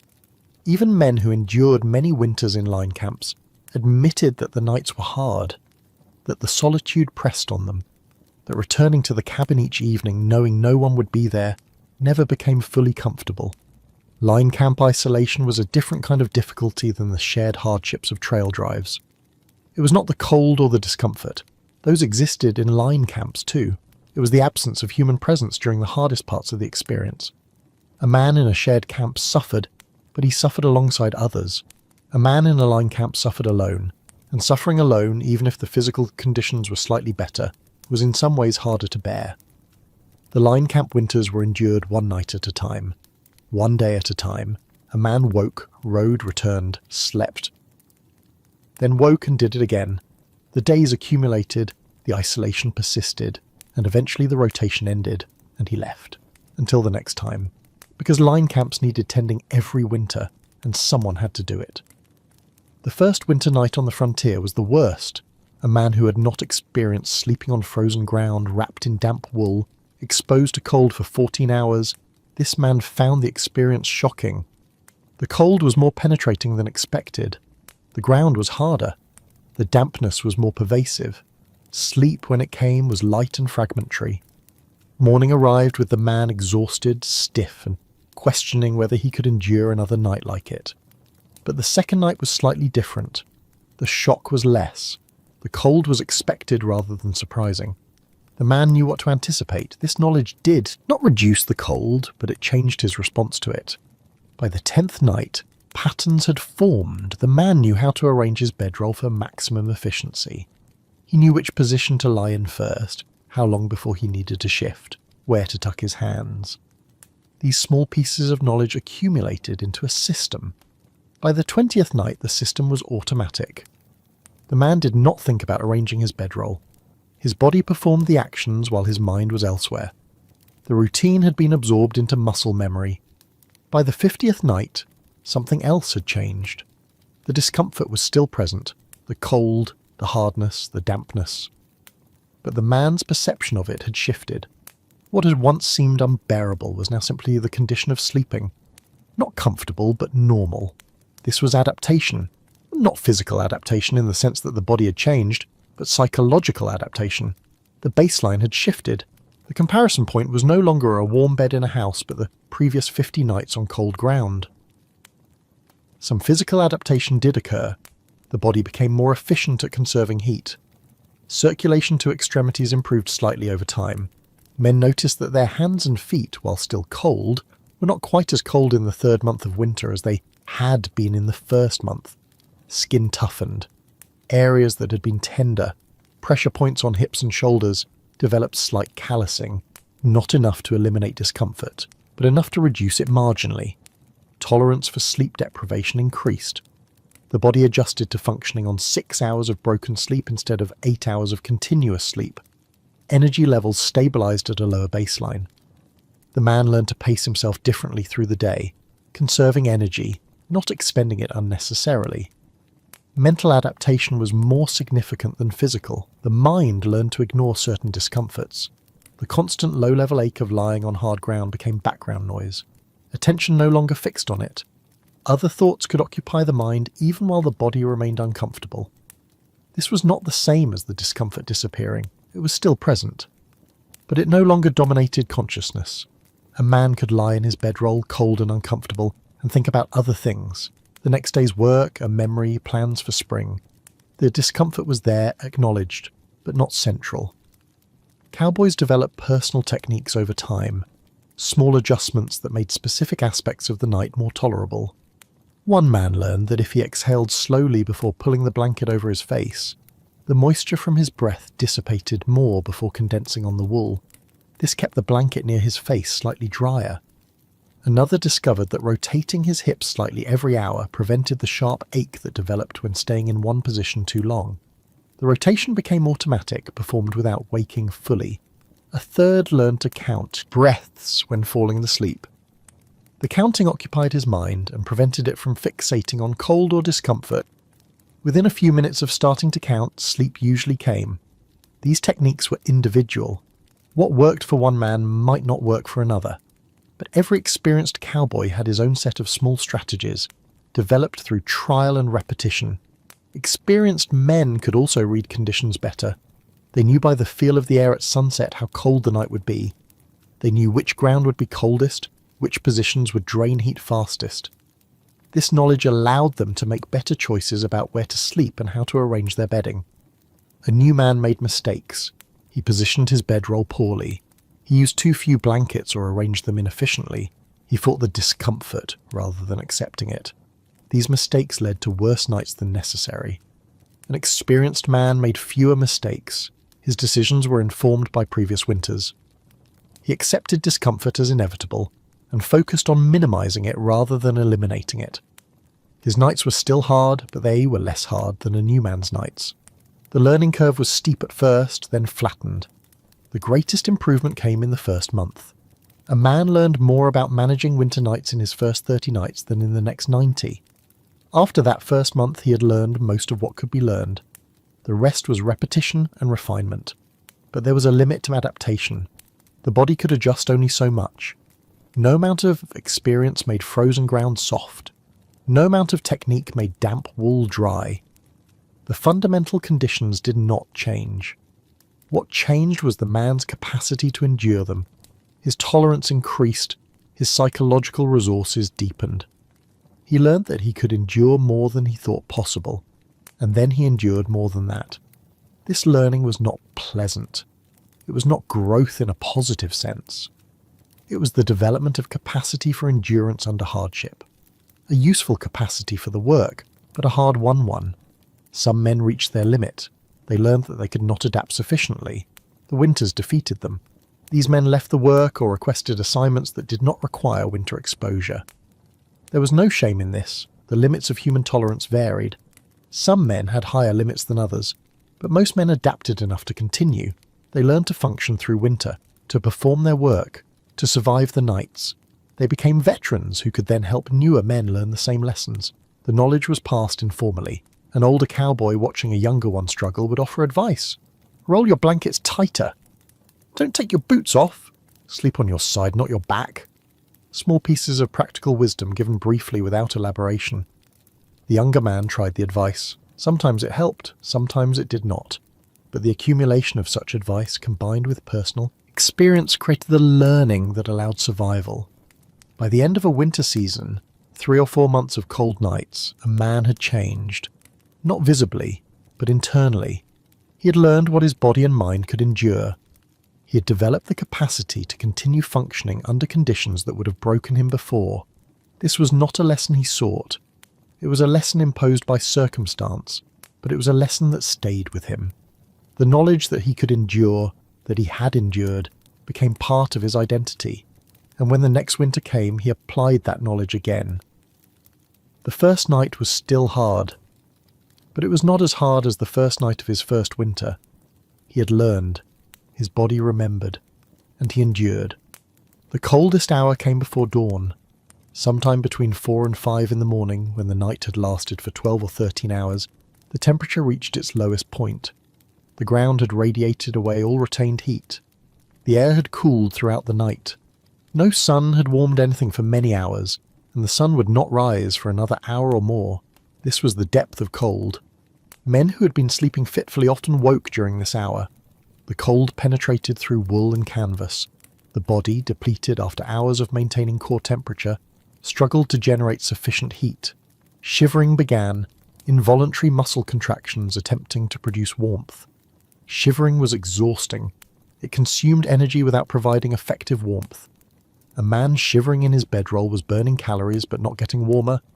He was simply less cold than he would be without shivering. Some men pulled their blankets tighter and tried to return to sleep. This sometimes worked.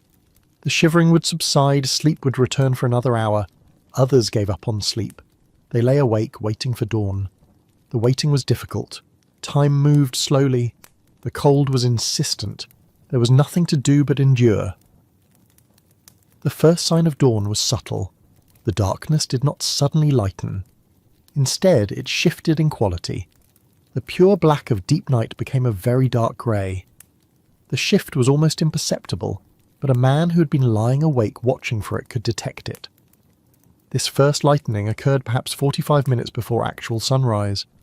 It was not enough light to see by. Shapes remained indistinct, but it was different from the darkness that had preceded it. It was the beginning of change. As minutes passed, the grey lightened incrementally. The sky became distinguishable from the land. A tent or a tree showed as a dark mass against a slightly lighter background. Still no detail, but enough contrast to orient by. Men began to stir. The sounds of waking filled the camp. Canvas rustled. Someone coughed. Boots scraped against the ground. These sounds accumulated, each man contributing to the collective emergence from night. Leaving the bedroll required effort. The bedroll, despite all its discomforts, had accumulated some warmth over the night. The air outside was colder. Emerging meant trading known discomfort for worse cold. But remaining in the bedroll accomplished nothing. The day's work needed to begin. Horses needed tending. If it was a trail drive, cattle needed moving. If it was a line camp, fences needed checking. Delay only made the eventual emergence harder. The man pulled the blankets aside. Cold air rushed in. The small accumulated warmth dissipated instantly. He sat up. The movement was stiff. Joints had stiffened during the night. Muscles were tight. The first movements were awkward and slow. Standing was the next challenge. From lying to sitting to standing, each transition required pushing through discomfort. The body resisted. It wanted to remain still, to conserve energy, to avoid the cold outside the bedroll. But the man stood. He flexed his legs. Blood flow increased. Circulation that had been minimal during the night began to improve. The stiffness remained but lessened slightly. If boots had been removed, they had to be put on. Boots left outside the bedroll were cold. Leather was stiff. Getting cold feet into cold boots was difficult. The leather did not flex easily. Feet that were already numb from cold did not cooperate. The process took minutes of forcing, pulling, adjusting. Men who had kept their boots on avoided this struggle. They simply stood. Their feet were compressed and uncomfortable from sleeping in boots, but they were ready to move immediately. Hands were stiff. Fingers did not move fluidly. Gripping anything, a rope, a saddle strap, a coffee pot, required conscious effort. Fine motor control was reduced. Tasks that were simple in warmth were difficult in cold. The fire, if it had been maintained overnight, was coals. If it had died, it needed rebuilding from nothing. Either way, fire was the first priority. Fire meant warmth, however limited. It meant hot coffee. It meant a focal point for the camp as men prepared for the day. Rebuilding a fire from dead coals or from scratch required patience. Cold hands fumbled with tinder. Matches were precious and not to be wasted. The fire started slowly, a small flame, then slightly larger, then stable enough to add fuel. As the fire grew, men gathered near it. They stood close, holding hands toward the flame, absorbing warmth. This was a brief period of relative comfort. The fire was fresh. It produced good heat. The men were awake and moving, generating their own warmth through activity. The combination made this the warmest part of the 24-hour cycle, aside from briefly in the evening. But the warmth was temporary. The fire could not be maintained at high output while other tasks were completed. It was allowed to settle to a working level, enough to boil coffee and cook a minimal breakfast, not enough to provide sustained warmth. Coffee was made. This was essential. Coffee was warmth from inside. It was ritual. It was a marker of transition from night to day. Men drank it hot, sometimes too hot, cupping hands around tin cups to absorb warmth from the metal. Breakfast was minimal. Leftover beans from the previous night heated, bacon if available, bread if any remained. The goal was fuel, not satisfaction. Eating was quick, no one lingered over food. As men ate, light continued to increase. The sky went from dark grey to lighter grey. The horizon became distinct. Details emerged. A man could see his horse clearly. He could see the ground at his feet. He could see other men's faces. The sun had not yet risen, but the approach of sunrise changed everything. Darkness was ending. The night was over. The hours of cold stillness were finished. Activity could begin. Bedrolls were packed, blankets rolled tightly, canvas wrapped around them, the entire assembly tied and secured. The bedroll was heavy, heavier than it had been the previous morning because it had absorbed another night's moisture. But it was packed nonetheless and tied behind the saddle. Gear was checked, saddles inspected, bridles adjusted. Every item necessary for the day was accounted for and made ready.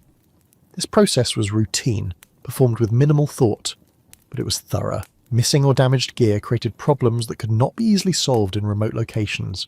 Horses were saddled. The horse, which had stood through the night, was stiff as well. It shifted when the saddle was placed, adjusting to the weight. The cinch was tightened.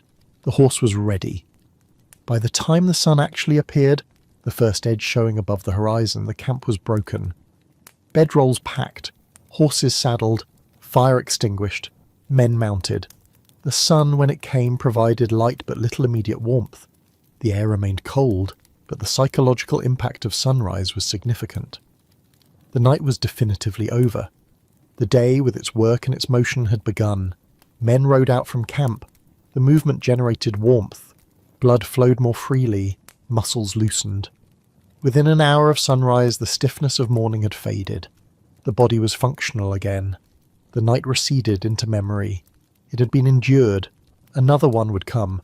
But for now, there was daylight, there was movement, there was work to do, and that was enough. One winter night was endurable. Cold, uncomfortable, difficult, but endurable. A man could survive one night on frozen ground under thin wool and accept it as the cost of the work. But a winter season was not one night. It was 60 nights, or 90, or more. It was the accumulation of difficulty repeated until it became the defining experience of months. The first few nights were hardest in terms of shock. Everything was new. The cold was unexpected in its intensity. The discomfort was surprising. A man was not yet adapted. But as weeks progressed, a different kind of hardship emerged. The accumulation. The body never fully recovered from one night before the next night began. Sleep deficits built, fatigue deepened, the chronic dampness of wool, the constant cold, the repetitive discomfort. These created a state of being that was simply hard. Men grew thin over winter, not from lack of food, though food was simple and repetitive, but from the energy cost of maintaining body temperature night after night.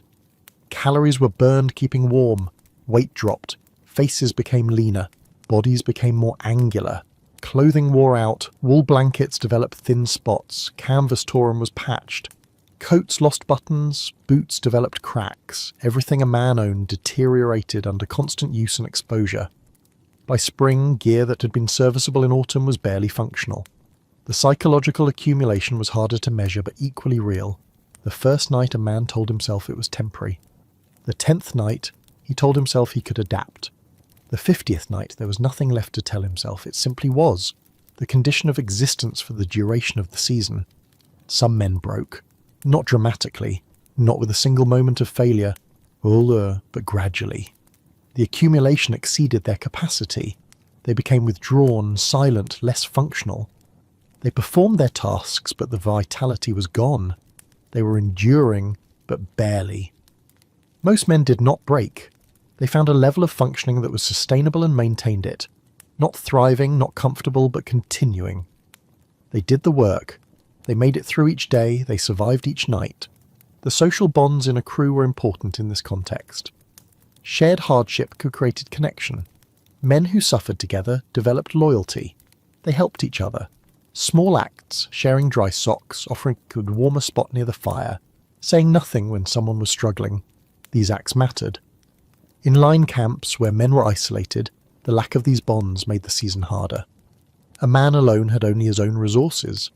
No one to share the burden. No one to provide perspective.